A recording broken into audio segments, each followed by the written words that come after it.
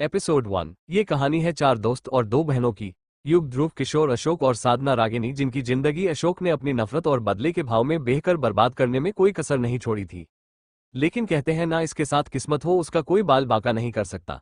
अशोक की एक गलती से इन सभी को बहुत ही संघर्ष भरा जीवन जीना पड़ा, लेकिन आखिर में इन्हीं उनकी मंजिल जरूर मिली, जानने के लिए आगे बढ़ी है जरूर। आप करना क्या चाहती हैं? क्या जरूरत थी उन लोगों के सामने साधना के बारे में ऐसा कुछ कहने की? घर पर तो आप साधना को रोज अनाप शनाप बोलती रहती हैं, बाहर वालों के सामने तो अपनी जुबान पर लगाम रखा कीजिए। कृष्णकांत जी बहुत गुस्से में गोमती के सामने आकर बोले, अरे आप मुझ पर इस तरह क्यों बरस रहे हैं? मैंने क्या गलत कह दिया? वो पैदा होते ही अपने माँ बाप को खा गई। मेरी बचपन की सहेली उसकी वजह से मुझसे दूर हो गई। मैं तो उन्हें वही बता रही थी जो सच है। गोमती की भी अकड़ कर बोली, क्या सच कह रही थी आप? वो जो सच है ही नहीं। उस वक्त जो भी हुआ आप अच्छे से जानती हो। मधुसूदन और भाभी जी दुनिया छोड़कर गई, उसमें उसे बच्ची की कोई गलती नहीं थी, वो उनकी प्राकृतिक मौत थी। फिर भी आप बचपन से अब तक उस बेचारी को उस गलती की सजा देती आई हो जो उसने किया ही नहीं, और आज जब उसका घर बसाने जा रहा है तभी तुम उसके जीवन में आग लगने पर लगी हो। कृष्णकांत जी गुस्से में उनका बांह पड़कर उन्हें झिंझोड़ते हुए बोले, अभी के लिए तो मैं तुम्हें माफ कर रहा हूँ। अगर आइंदा साधना की शादी रुकवाने की कोशिश की तो तुम्हारे लिए मुझे बुरा कोई नहीं होगा। उन्होंने बहुत गुस्से में उन्हें धमकी दी, आपको जो करना है कर लीजिए, लेकिन मैं अपनी रागनी और उस साधना की शादी एक ही घर में बिल्कुल नहीं होने दूंगी। उस खन्ना परिवार की आदर्श बहू तो मेरी रागनी ही बनेगी। साधना को तो मैं वहां की नौकरानी भी बने ना दूं। मैं भी देखती हूँ ये शादी कैसे होता है। गोमती जी मन में सोचकर कुटिलता से मुस्कुराई और मुंह फेर कर वहां से चली गई। मैं जानता हूँ गोमती, तुम्हारे मन में साधना के लिए बहुत कड़वाहट है, जिसकी वजह से आप कभी साधना को खुश नहीं देख पाती और आगे भी आप कुछ ना कुछ जरूर करोगी। लेकिन मैं ऐसा होने नहीं दूंगा। मेरी साधना ने बचपन से बहुत कुछ सहे हैं। पिता का प्यार तो मैंने चाचा होकर भी दे दिया, लेकिन माँ की ममता और अपनों स्नेह में उसे नहीं दे पाया, पर अब उसे वो सब मिलेगा। मिथिलेश जी का पूरा परिवार उसे दिल से अपना आएगा। अब उसकी जिंदगी में आने वाली खुशियों पर मैं किसी की नजर लगे नहीं दूंगा। उसकी जिंदगी में आने वाले हर तकलीफ को मुझे होकर गुजरना होगा। कृष्णकांत जी मन में दृढ़ निश्चय लेते हुए बोले और अपने कमरे की ओर चल पड़े। डॉक्टर, अशोक की हालत ठीक क्यों नहीं हो रही और कितने ऑपरेशन करेंगे आप उसके? आपके इतने ऑपरेशन करने के बाद भी उसकी तकलीफ ठीक क्यों नहीं हो रही? वो अभी तड़प रहा है। युग बहुत परेशान होकर डॉक्टर से सवाल कर रहा था। प्लीज शांत हो जाइए मिस्टर युग खन्ना, हम अपनी तरफ से उन्हें ठीक करने की पूरी कोशिश कर रहे हैं, लेकिन आप तो उनकी हालत के बारे में जानते हैं ना, देख चुके हैं कि वो किस तरह घायल है, उनके प्राइवेट पार्ट किस तरह डैमेज हो चुके हैं। हम अपनी तरफ से उन्हें राहत देने की पूरी कोशिश कर रहे हैं। मुझे तो हैरानी है कि इतना जख्मी होने के बाद भी वो जिंदा कैसे हैं। मैंने अपनी पूरी करियर में इतना कॉम्प्लिकेटेड केस नहीं देखा। डॉक्टर अशोक के बारे में सोचते हुए बोले, जैसा इस वक्त अशोक की हालत थी, एक डॉक्टर होते हुए भी यह सब देखना और उनका ट्रीटमेंट करना उनके लिए बहुत मुश्किल था। प्लीज डॉक्टर कुछ करिए, दुनिया में भगवान के बाद आपका बहुत ऊंचा दर्जा है। प्लीज कुछ भी करके मेरे दोस्त को ठीक कर दीजिए।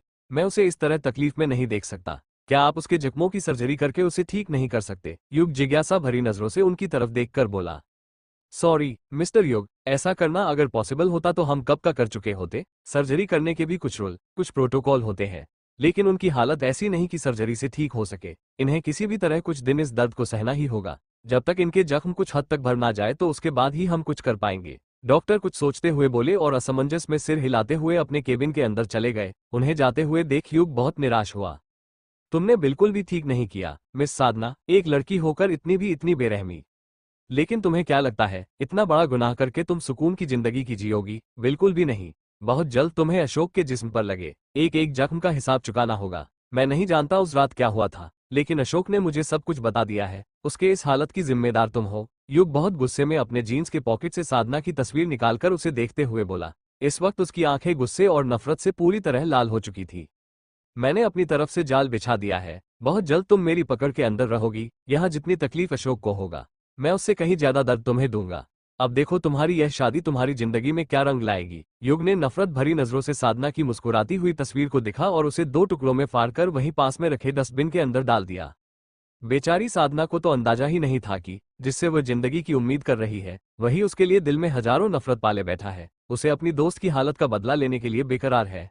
दूसरी तरफ उसकी चाची जो उसकी खुशियां देखना नहीं चाहती। अब कैसे करेगी साधना इन दोनों की नफरत दूर और कैसे बचेगी इन दोनों के वार से? आज साधना बेहद उदास छत की खुली हवा में टहल रही थी। उसके आंखों के आगे कल कल करती बहती यमुना नदी और उसके उस पार पूरे शहर की शोभा बढ़ाता ताजमहल बेहद खूबसूरत लग रहा था। वो टहलते हुए मुड़ मुड़कर बस ताजमहल को देख रही थी। साधना तो यहाँ बैठी है, मैं तुझे कहाँ कहाँ नहीं ढूंढ रही थी। रागिनी साधना को ढूंढते हुए छत पर पहुंची। उसने एक नजर साधना के चेहरे को देखा, जहां घनी उदासी छाई हुई थी। क्या यार साधना, तू भी अब तक उस रात की बात को दिल पर लेकर बैठी है? तू उसी रात को याद कर रही है ना? रागिनी ने बॉर्डर पर रखे साधना के हाथ पर हाथ रखकर पूछा। तो साधना ने हाँ में सिर हिला दिया। कितनी बार कहूं तुझे, भूल जा उस काली रात को, अब उसे याद करके क्या फायदा? अब तू पूरी तरह सुरक्षित है, और कुछ दिन बाद तो तेरे कवच युग जी भी आ जाएंगे, और वो दरिंदा अब हॉस्पिटल में अपनी आखिरी सांसें गिन रहा है। तो तू अब ये फिक्र करना छोड़। रागिनी मुस्कुराते हुए साधना का चेहरा अपने हाथों में भरकर बोली। साधना ने उसे गौर से देखने लगी। ऐसे क्या देख रही है मुझे? मेरे चेहरे में तुझे युग जी नजर आ रहे हैं क्या? हम अब नजर तो आएंगे ही, तू उन्हीं की दुनिया में तो जाने वाली है मुझे भुलाकर। रागिनी साधना को छेड़ते हुए बोली। साधना ने अपनी नजरें झुका ली उसकी बातों को सुनकर। यह आखिरी महीना है हमारा अपने शहर में, फिर तो हम मुंबई चले जाएंगे तेरे मिथिलेश अंकल के घर बहू बनके। तो चलना यहाँ से अपनी विदाई से पहले कुछ पल यादगार बना ले। देख वहां कैसे बच्चे क्रिकेट खेल रहे हैं, चलना एक मैच हम भी खेल ले। रागिनी साधना का मन बहलाने के लिए बोली। साधना ने उसकी तरफ खामोशी से देखा, उसने कोई जवाब नहीं दिया। समझ गई, तो इसी तरह पत्थर की मूरत बनी रहेगी, पर मैं भी देखती हूँ तू कब तक अपना मुंह नहीं खोलती। चल मेरे साथ। रागिनी ने साधना का हाथ पकड़ा और उसे खींचते हुए छत से नीचे ले आए। वो दोनों छत से नीचे सीढ़ियों से होते हुए पूरे घर में नजर दौड़ा रही थी। वही हाल में बैठे कृष्णकांत जी ज्वेलर्स किशोर जी के साथ बैठे कुछ गहने पसंद कर रहे थे। उन दोनों ने मुस्कुराते हुए उन्हें देखा और घर से बाहर जाने लगी।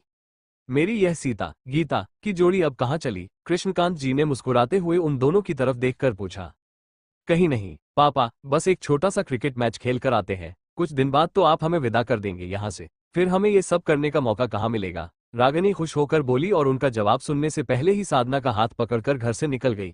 कृष्णकांत जी कुछ बोलने को हुए, लेकिन शब्द उनके होठों तक आने से पहले वो लोग बाहर जा चुके थे। कृष्णकांत जी ज्वेलर से मुखातिब हुए। ये कैसे गहने लेकर आए हैं किशोर जी आपने? ये तो सारे एकदम हल्के हैं, मेरी साधना और रागिनी पर इनका तो रंग ही नहीं दिखेगा, कुछ महंगे दिखाए। आखिर लड़के वालों को भी तो पता चलना चाहिए कि उनके घर कृष्णकांत की बेटियां बहू बनकर आ रही है। ऐसे गहने दिखाए जिन्हें लोग देखते रह जाएं। कृष्णकांत जी की बातें सुनकर ज्वेलर्स मुस्कुराए। उन्होंने अपने बैग से बहुत ही कीमती और छोटे छोटे बॉक्स निकालकर उनके सामने रख दिए। लीजिए, ये सबसे महंगे और कीमती गहने, आप इनमें से ही पसंद कर लीजिए। वैसे मेरे ख्याल से यह ज्वेलरी साधना पर बहुत खूब खिलेगा, बस 2.5 लाख रुपए के हैं। किशोर जी ने एक खूबसूरत हार कृष्णकांत जी को दिखाते हुए कहा। कृष्णकांत जी ने एक नजर उस हार को देखा तो उनके होठों पर मुस्कुराहट के साथ चमक आ गई। अरे वाह, सच में यह मेरी साधना पर बहुत खिलेंगे, उन्होंने किशोर जी के हाथों से उस हार को लेते हुए कहा। किशोर जी, इस वक्त आप यहाँ से जा सकते हैं, हमारे पास पहले से ही बहुत गहन है, हमें और कुछ नहीं खरीदना। पल्लू सर पे लेते हुए गोमती जी वहां दाखिल होते हुए बोली। उनके ऐसा कहने से किशोर जी हैरानी से उन्हें देखने लगे। यह आप क्या कह रही है गोमती जी? हमारे पास पहले से गहने हैं, फिर भी हमें कुछ और नए गहने ले लेने चाहिए। आप इन्हें इस तरह यहाँ से जाने के लिए क्यों कह रही हैं? कृष्णकांत जी ने नाराजगी भरी नजरों से गोमती जी की तरफ देखकर कहा। गोमती जी ने भी नाराज होते हुए उनसे नजरें फेर ली और उनके पास आकर बैठ गई।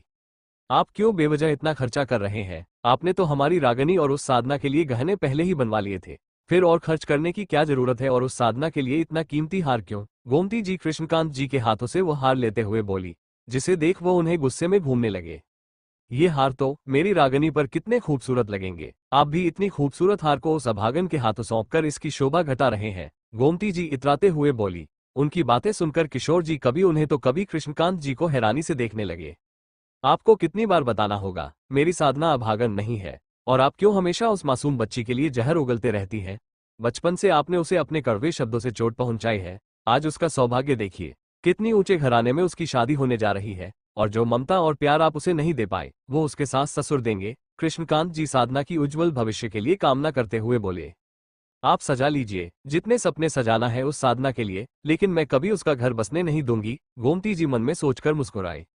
हाय हाय, मैं तो बर्बाद हो गई, आज फिर मुझे कहीं का नहीं छोड़ा इन लड़कियों ने। कृष्णकांत जी सुनते भी है, बाहर से लीला जी की पुकारने की आवाज आए। आवाज से ही पता चल रहा था कि वो कितनी परेशान थी। मेरे साथ ऐसा क्यों हो रहा है चाचा जी? मैंने तो कभी किसी को परेशान नहीं किया, फिर मेरे साथ ही यह सब क्यों? वो बहुत हताश होकर बोली। उसकी यह उदासी भरी बातें सुनकर उनके साथ रागिनी भी बहुत हैरान हुई। जानता हूँ बेटा, जो भी तुम्हारे साथ हो रहा है सही नहीं हो रहा, लेकिन उससे इस तरह हार जाना, ये भी तो सही नहीं। ये जिंदगी है, यह इसी तरह हमें परखती है, कभी पथरीले राहों पर तो कभी आसपास के लोगों के दिए तानों पर। बस ये हमारे ऊपर है कि हमें उनके इशारों पर टूटना है या अपने दम पर सिमटना है। कृष्णकांत जी ने उसका चेहरा अपनी ओर करके उसकी आंखों में देखकर कहा। जहां देखकर उसके मन को एक गहरी शांति मिली। उनकी आंखों में हमेशा निश्चल प्रेम अपने लिए उसे हमेशा नजर आया। देखा, मैं भी तो तुझे यही समझ रही थी, लेकिन पापा, इसे आपकी बातें ज्यादा अच्छे से समझ आती है, मेरी तो ये सुनती ही नहीं। रागिनी साधना को नकली नाराजगी दिखाते हुए बोली, जिसे देख उनके साथ साधना भी मुस्कुराने लगी। बेटा, तुम इसी तरह मुस्कुराती रहना, बहुत प्यारी लगती हो और तब तो और प्यारी लगोगी जब मेरी नन्ही सी साधना अब बड़प्पन धारण कर दुल्हन बनेगी। उन्होंने बहुत प्यार से साधना का माथा चूमकर कहा। उनकी बातें सुनकर साधना के चेहरे पर शर्म की लाली बिखर गई। और मेरा क्या पापा, मैं दुल्हन बनकर खूबसूरत नहीं लगूंगी? रागिनी ने मासूमियत से उनकी तरफ देखकर पूछा। वो उसे देखकर पहले मुस्कुराई, फिर बोले, मेरी दोनों बेटियां परियों से काम नहीं है, दुल्हन बनने के बाद तो तुम दोनों की खूबसूरती में चार चांद लग जाएगा। उन्होंने दोनों के सर पर प्यार से हाथ फेरा। कृष्णकांत जी, ये रहे आपके चुने हुए सारे गहने, और कुछ मैं छोड़ जा रहा हूँ। आपको जो पसंद आए रख लीजिएगा, बाकी बचा बाद में भिजवा दीजिएगा। किशोर जी दरवाजे पर दस्तक देते हुए बोले तो उन सब का ध्यान उनकी तरफ गया। आप उन गहनों को यहाँ छोड़ दीजिए, कुछ देर में मैं बाकी गहनों को आपके घर भिजवा दूंगा। कृष्णकांत जी ने उनकी तरफ मुस्कुराकर देखकर कहा। किशोर जी उन्हें बाकी का कहना सौंपकर वहां से चले गए। बेटा, तुम दोनों इसमें से अपने पसंद का नेकलेस ले लो। देखो, दोनों बिल्कुल भी ना मत कहना, मुझे बहुत बुरा लगेगा। बहुत दिल से मैं तुम दोनों के लिए पसंद किया है। अगर तुम दोनों ने इसे लेने से मना किया तो मैं सोचूंगा कि तुम दोनों के लिए मेरी भावनाओं से बढ़कर किसी और की बातें हैं। उन्होंने मायूस सा चेहरा बनाकर उन दोनों के सामने वो सारे हार रख दिए। उनकी बातें सुनकर पहले दोनों हैरान हुई, फिर उनका चेहरा देखकर मुस्कुराने लगी। चाचा जी, आप कहते हैं सिर्फ हम दोनों बदमाश हैं, लेकिन बदमाशी करने में आप भी कम नहीं हो। आप जानते थे कि हम मना जरूर करेंगे, इसलिए ऐसे हमें गहने दे रहे हैं, तो सुन लीजिए, आपकी खुशी से बढ़कर हमारे लिए और कुछ भी नहीं। अगर आप प्यार से कह दे तो आपके लिए हमारी जान भी हाजिर है। साधना मुस्कुराते हुए उनकी तरफ देखकर बोली, लेकिन आंसू उसकी आंखों से छलक ही पड़े। वह तुरंत उनसे जाकर लिपट गई। उसके लिपटते ही रागिनी भी पीछे नहीं रही। मुझे पता है कि तुम दोनों को किस चीज के लिए कैसे मनाना है। चलो अब जल्दी से अपने अपने पसंद के गहने अपने अपने पास रख लो, कल शॉपिंग के लिए भी जाना है। हल्दी मेहंदी और शादी के लिए जोड़ भी तो खरीदने होंगे। उन्होंने प्यार से उन दोनों का चेहरा छूकर कहा। दोनों ने शर्म से अपनी नजरें झुका ली। तभी कृष्णकांत जी का फोन बजा। वो दोनों उनसे अलग हुई। उन्होंने अपनी जेब से अपना फोन निकालकर कॉल आंसर किया। जी कहिए मिथिलेश जी, उन्होंने कहा। माफ कीजिएगा कृष्णकांत जी, क्योंकि हमारे पंडित जी ने बच्चों की कुंडली देखकर मुहूर्त निकाल दी है। हमें आज से ही तैयारी शुरू करनी होगी। आज से 10 दिन बाद का मुहूर्त ध्रुव और रागिनी की शादी के लिए उत्तम है, और उसके 1 महीने बाद साधना और युग की शादी का मुहूर्त सर्वोत्तम है। मिथिलेश जी फोन पर बहुत खुश होकर बोले। इसमें माफी मांगने वाली कौन सी बात है, हमें कोई आपत्ति नहीं है। हम अपनी तरफ से पूरी तैयारी रखेंगे। जब आपका मन हो आप तब बारात लेकर आ जाइए। ये कृष्णकांत पलके बिछाकर आपकी स्वागत करेगा। कृष्णकांत जी ने भी बहुत खुश होकर कहा। तो मिथिलेश जी उनकी बातें सुनकर खिलखिलाकर हंसने लगे। आपका ये पूर्ण समर्पण हमें आपकी ओर और आकर्षित करता है कृष्णकांत जी। हमें तो अब पल पल इंतजार करना मुश्किल हो रहा है। दिल कह रहा है कब यह मंगल कार्य संपन्न हो और आप और हम एक पक्के रिश्ते में बंध जाएं। साथ में हमारे बच्चे भी। हमारे घर में तो दोनों बहू की स्वागत के लिए पूरी तैयारी जोरों शोरों पर है। मीन जी तो एक पैर पर खड़ी सारी तैयारी करवा रही है। जी, ये तो हमारे लिए बहुत सौभाग्य की बात है कि आप सब हमारी बच्चियों को इतना महत्व दे रहे हैं। आपने मेरी बच्चियों को बहू के रूप में चुनकर मेरा तो जीवन धन्य कर दिया, मेरी सारी चिंताएं दूर कर दी। आपका जितना शुक्रिया अदा करो उतना कम है। प्लीज आप ऐसा मत कहिए, धन्य तो आपने हमें कर दिया हमारे बेटों का रिश्ता स्वीकार करके। बस अब उस मंगल मुहूर्त का इंतजार है जब आपकी बेटियों मेरे घर बहू बनकर पहुंचेंगे। अरे इन सब में मैं एक बात तो कहना ही भूल गया। मीना जी ने बड़े प्यार से अपनी होने वाली बहू के लिए कुछ तोहफे भिजवाए हैं, कृपा कर उन्हें स्वीकार कर लीजिएगा। हमें बहुत खुशी होगी। अब हमें आज्ञा दीजिए। मिथिलेश जी बहुत विनम्र होकर बोले और फोन रख दिया। कृष्णकांत जी ने कुछ कहने के लिए मुंह खोला ही था, लेकिन उनका शब्द मुंह से बाहर निकलने से पहले ही उस पर विराम लग गया। तभी बेल बजाने की आवाज सुनाई दी। वो तीनों कमरे से बाहर निकालकर हाल में आए। गोमती जी दरवाजा खोल चुकी थी। दरवाजे पर 10-15 लोग अपने हाथों में बहुत सारे सामानों का बैग पकड़कर खड़े थे। उन्हें देखते ही अंदर दाखिल हुए। कृष्णकांत जी, मीना जी ने आपके लिए भिजवाया है, आए हुए मेहमान से एक ने कहा। तो कृष्णकांत जी आगे जाकर उनका अभिवादन करने लगे और उन्होंने सारा सामान वही हाल में रखने का इशारा किया तो सबने अपना अपना सामान हाल में रख दिया। गोमती जी इतना सारा सामान देखकर बहुत हैरान हुई। गोमती की आंखें फाड़ फाड़ कर सारी चीज देखने लगी। बहुत सारे शॉपिंग बैग थे, कई कार्टून थे जो कि काफी भारी थे, और 2 थालियों में बहुत सारे गहने थे। गोमती जी बहुत लालच भरी नजरों से सारी चीजों को एक एक कर देखने लगी। फिर वह गहनों की थाली के पास आए तो मेहमानों ने उन्हें बताया कि नारंगी रंग वाली थाली के सारे गाने साधना के लिए हैं और गुलाबी रंग वाली थाली में रखे सारे गहने रागिनी के हैं। उन्होंने और सारी चीजों की जानकारियां दी और वहां से चले गए। साधना और रागिनी के लिए बहुत सारी चीज आई हुई थी। गोमती जी खुद एक एक कर सारी चीजों को देखने लगी। उन्होंने सबसे पहले एक बड़ा सा कार्टून था जिसको खोल, जिसके अंदर बहुत सारी खूबसूरत साड़ियां थी जिस पर गोमती जी का नाम लिखा हुआ था। उसे देखकर वो बहुत खुश हुई। उन्होंने दूसरा कार्टून खोला तो उस पर कृष्णकांत जी का नाम था। उनके लिए भी बहुत कीमती शेरवानी रखे थे उसमें, और जब उन्होंने 2 शॉपिंग बैग को झांक कर देखा तो उनकी आंखें फटी की फटी रह गई। लेकिन ये सब देखकर कृष्णकांत जी को अच्छा नहीं लग रहा था, लेकिन वो कुछ बोल भी नहीं पा रहे थे क्योंकि मीना जी ने इन सारी चीजों को उपहार के रूप में भेजा था। सारी चीज तो सच में बेहद कीमती है, पर यह मीना जी ने बिल्कुल अच्छा नहीं किया। उस साधना के लिए इतनी भारी भारी गहने और मेरी रागिनी के लिए कितनी हल्के फुल्के गहने भिजवाए हैं उन्होंने। और यह शादी का जोड़ा ही देख लो, मेरी रागिनी का शादी का जोड़ा गुलाबी रंग का कितना सामान्य है और उसका कितना चमकीला और कीमती है। गोमती जी मीना जी के भेज तोहफे को उसकी कीमत अनुसार रागिनी और साधना के बीच तुलना कर रही थी। उन्हें रागिनी के लिए आए हर चीज कम नजर आ रहा था और साधना के लिए आया हर चीज ज्यादा। वही खन्ना निवास में पूरी चहल पहल मची थी। घर के सारे लोग शादी की तैयारी में जुटे हुए थे। पहले पूरे परिवार से परिचय कर लेते हैं। बड़ा आलीशान पैलेस जैसा घर जिसके अंदर रहने वाले लोगों की संख्या अधिक नहीं थी, फिर भी उसकी इसकी शोभा देखने लायक थी। घर के अंदर दाखिल होते ही मेन गेट को पार करने से पहले बीच में ही बड़ा सा गार्डन, दाएं तरफ स्विमिंग पूल, उसके सामने एक खूबसूरत सा पैलेस और आगे बढ़ने पर मुख्य द्वार पर एक प्यारा सा वाटरफॉल। इसके आगे बढ़ने पर एक प्यारा सा हॉल जिसके अंदर 100 लोग आराम से बैठ सकते हैं। हॉल पूरी तरह एंटीक चीजों से सजी हुई। सोफे पर बैठे मिथिलेश जी जिनका साड़ी का बहुत बड़ा कारोबार है, वो फोन पर किसी से बात करने में व्यस्त थे। यह क्या कर रहे हैं आप लोग? मेरे घर को ऐसा सजाओ कि माता लक्ष्मी भी स्वयं प्रकट होकर आने पर विवश हो जाए। मैं नहीं चाहती मेरी बहू को मेरे घर में जरा सी कमी नजर आए। हर को ना सजा दो। इनसे मिलिए, यह इस घर की मालकिन, लेकिन इनके अलावा भी घर में कोई है जिनके इशारे के बगैर यहाँ कुछ नहीं होता। बुआ जी जो इस घर में मंत्रा का काम करती हैं, इसलिए इन्हें नाम दिया जा रहा है मंत्रा, क्योंकि इनका स्वभाव ही ऐसा है। पूरा घर उनके हिसाब से चले तो ही ठीक, कोई भी अपनी मन का नहीं कर सकता शिवाय एक के। वो है इस घर का लाडला और सबका सिर चढ़ा घर का सबसे छोटा बेटा युग, जिसकी शादी साधना से तय हुई है। वह भी इसी हॉल में मौजूद अपने किसी दोस्त से बात करने में व्यस्त बैठा है। उन सबके बीच बेहद शांत और गंभीर अपने काम में मन लगाया हुआ ध्रुव भी बैठा है, जो कि अपने काबिलियत और स्वभाव के लिए जाना जाता है। इस घर में कहने को तो इस घर का सबसे बड़ा बेटा और सबसे ज्यादा जिम्मेदार है, फिर भी घर में उसकी कीमत एक मैनेजर या नौकर से काम नहीं। रहने को तो मिथिलेश जी के बड़े भाई का बेटा है, लेकिन उनके और उनकी पत्नी का देहांत के बाद मिथिलेश जी ने उसे गोद ले लिया। पर बुआ जी के आगे इस घर में किसी की नहीं चलती, इसलिए उन्होंने जिसे जो पद दिया उसे उसी के अनुसार जीना पड़ रहा है यहाँ पर।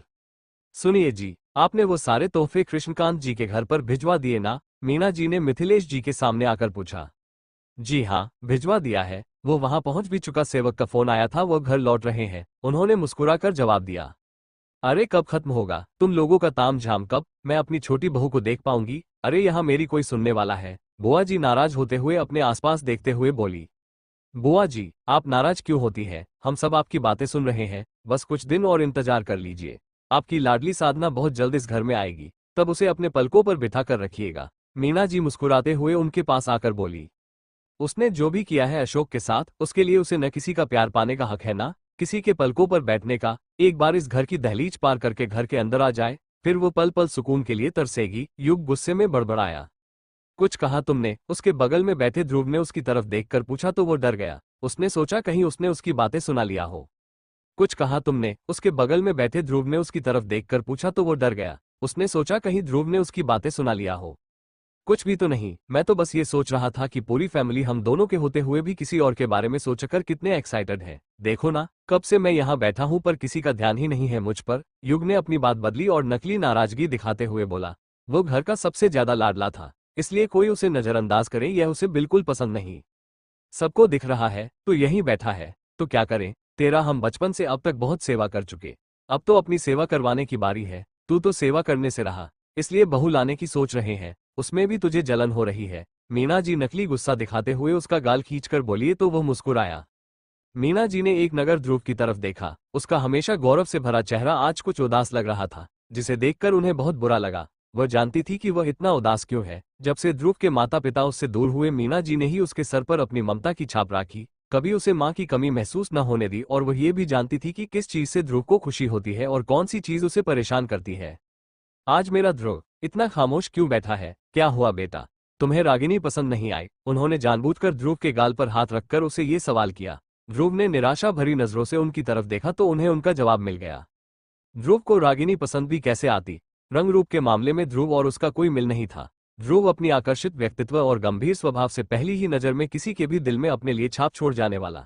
वही रागिनी सादगी से भारी सांवली लड़की, दोनों का व्यक्तित्व कहीं से भी मैच नहीं हो रहा था, इसलिए इनकार करना और उदास होना जायज था, लेकिन वो असमंजस में था।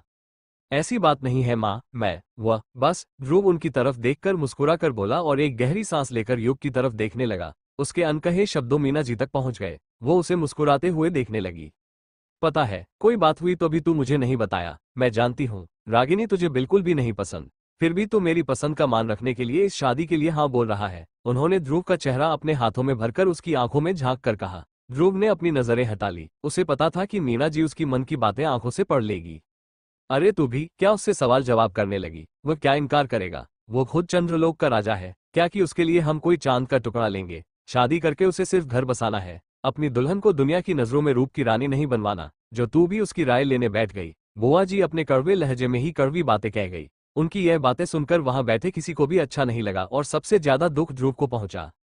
मेरी माँ का जो भी फैसला होगा मुझे हंसते हंसते मंजूर है। माँ आप जो भी करेगी मेरे भले के लिए करेंगे, उसके लिए आपको मेरे लिए जो भी फैसला लेना है लीजिए, मुझे सब स्वीकार है। ध्रुव मुस्कुराते हुए मीना जी की आंखों में देखकर बोला। इस वक्त उसकी आंखों में नमी थी, जिसे वह छुपाता हुआ वहां से उठकर चला गया। उसे इस तरह देखकर मीना जी को बहुत दुख हुआ। बुआ जी, आप क्यों बार बार मेरे बच्चे को तकलीफ देती है? ऐसे कड़वे बातें बोलकर मीना की नाराजगी से बुआ जी की तरफ देखकर बोली। अरे ऐसा क्या गलत कह दिया मैंने? वही तो कहा जो सच है, और तुझे इतना बुरा क्यों लग रहा है? और यह भी मत भूल, वो तेरे जेठ जी का लड़का है। तूने सिर्फ उसे गोद लिया था, अपनी कोख से नहीं जना है, जो उसे कुछ कहने पर तेरा दिल फट जाता है। बुआ जी अपने स्वभाव के अनुसार बोली। उनकी बातें सुनकर मीना जी ने गुस्से में अपने दांत कास लिए।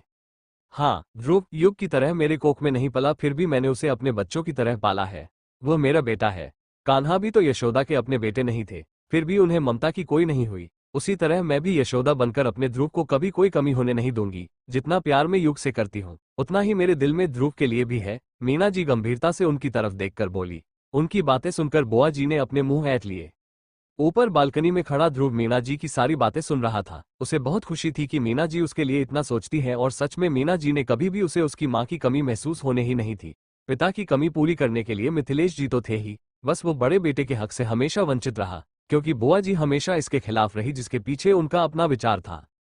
हाँ हाँ, जानती हूँ कितनी ममता है तेरे अंदर उन दोनों के लिए, लेकिन इतना याद रख, अगर उसने रागिनी के लिए इनकार भी किया तो भी उसे शादी करनी पड़ेगी, क्योंकि मुझे मेरे प्यारे युग के लिए वो साधन चाहिए। अरे वो काली कलूटी तो मुझे भी नहीं पसंद, लेकिन क्या करूं, उसकी मां ने जानबूझकर चालाकी से खूबसूरत साधना के साथ अपनी बेटी को काला टीका बनाकर हमारे घर भेजने की चाल जो चली। लेकिन कुछ भी हो, वो साधन ही मेरी छोटी बहू बनेगी। मेरे राजकुमार जैसे युग के लिए वो रूप की रानी साधना ही सही है। बुआ जी युग और साधना को एक साथ कल्पना करते हुए बोली। उनकी बातों पर गौर करते ही ध्रुव के चेहरे पर एक बार फिर उदासी बिखर गई। वह अपने कमरे में चला गया। जहां उसने युग को बैठे पाया, वो उसके पास गया। युग सोफे में बैठा कुछ सोच रहा था। क्या चल रहा है तेरे दिमाग में, और उस वक्त वो सब तू क्या कह रहा था? ध्रुव युग के ऊपर प्रश्नसूचक दृष्टि डालते हुए बोला। युग उसकी बातें सुनकर घबरा सा गया। मेरे दिमाग में कुछ भी तो नहीं भाई, और उस वक्त किसी वक्त मैं कहाँ कुछ कह रहा था? युग उसकी बातों को नकारते हुए अपनी घबराहट छुपाते हुए बोला। ध्रुव ने उसका चेहरा अपनी तरफ किया। देख, ज्यादा चालाक बनने की कोशिश मत कर, तेरे नस नस से वाकिफ हूं मैं। तूने उस वक्त जो भी कहा था मैंने साफ साफ सुना था। तूने साधना के बारे में वैसा क्यों कहा, और अशोक के साथ उसका क्या रिश्ता? ध्रुव ने गंभीरता से उसका चेहरा देखते हुए पूछा। उसे इस तरह गंभीर देख युग को कुछ सूझ नहीं रहा था कि उसे क्या कहे।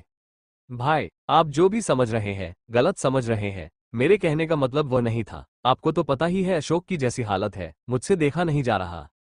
कितना अच्छा दोस्त है वो मेरा, और बेचारे की यह हालत हो गई, इसलिए मुझे उस लड़की पर गुस्सा आ रहा है जिसे उसके साथ ये सब किया। तो पता नहीं कैसे मैं साधना को उसकी जगह इमेजिन करके उस लड़की का सारा गुस्सा मैं साधना के नाम पर कहा गया। Please don't mind. युग घुमा फिरा कर बातें करते हुए ध्रुव के दिमाग से अपने लिए शक मिटाते हुए बोला। ध्रुव फिर भी उसे गौर से देख रहा था, जैसे उसे युग की बातों पर भरोसा ना हो।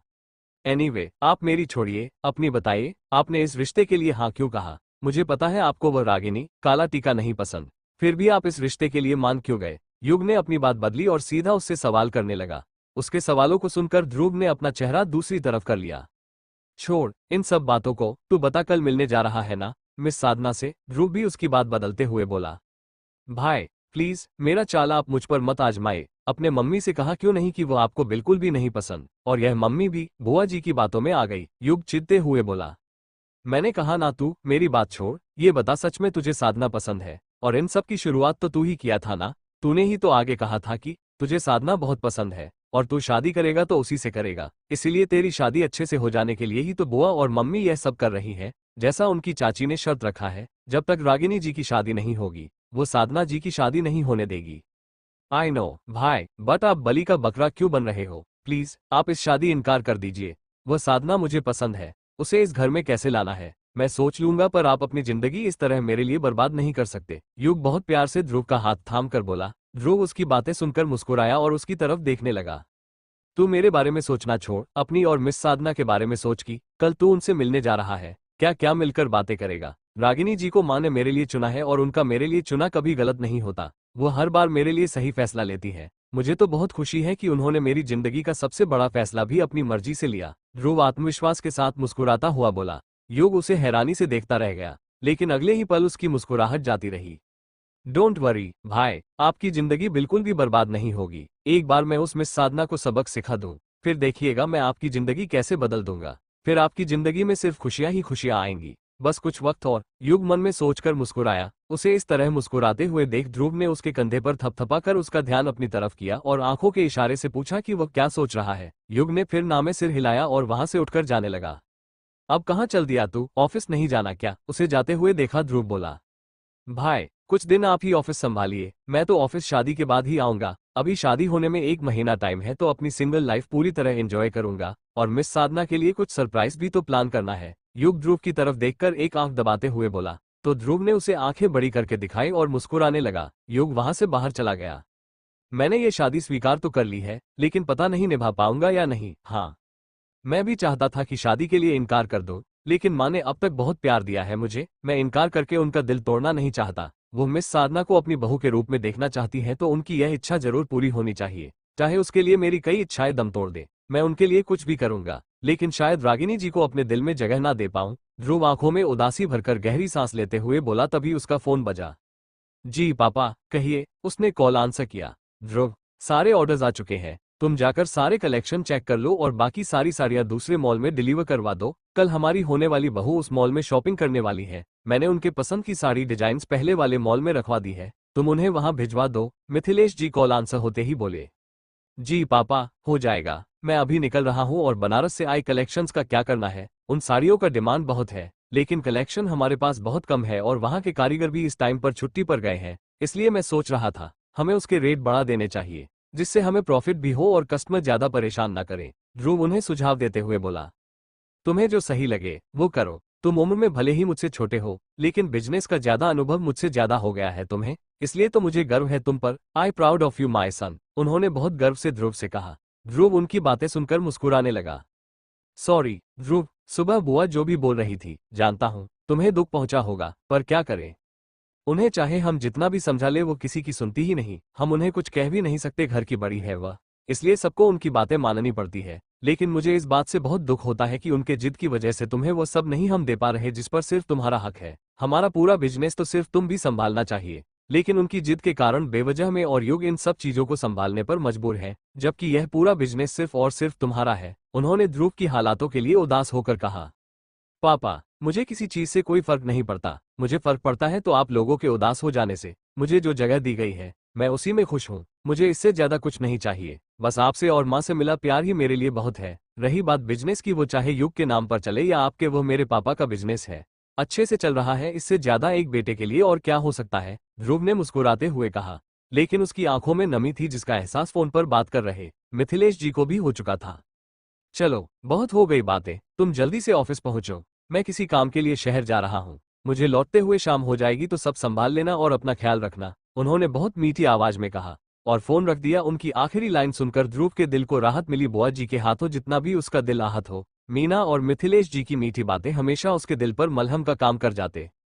इन सब के बीच हमेशा उसके दिल में एक उम्मीद उठती थी कि एक दिन उसकी जिंदगी जरूर बदलेगी, जो जगह उसकी है एक दिन उसे जरूर मिलेगी, वह भी पूरे सम्मान के साथ। उसे किसी भी चीज के लिए किसी के आगे हाथ नहीं फैलाना हो, सब सामने से आकर उसे प्यार जताएंगे।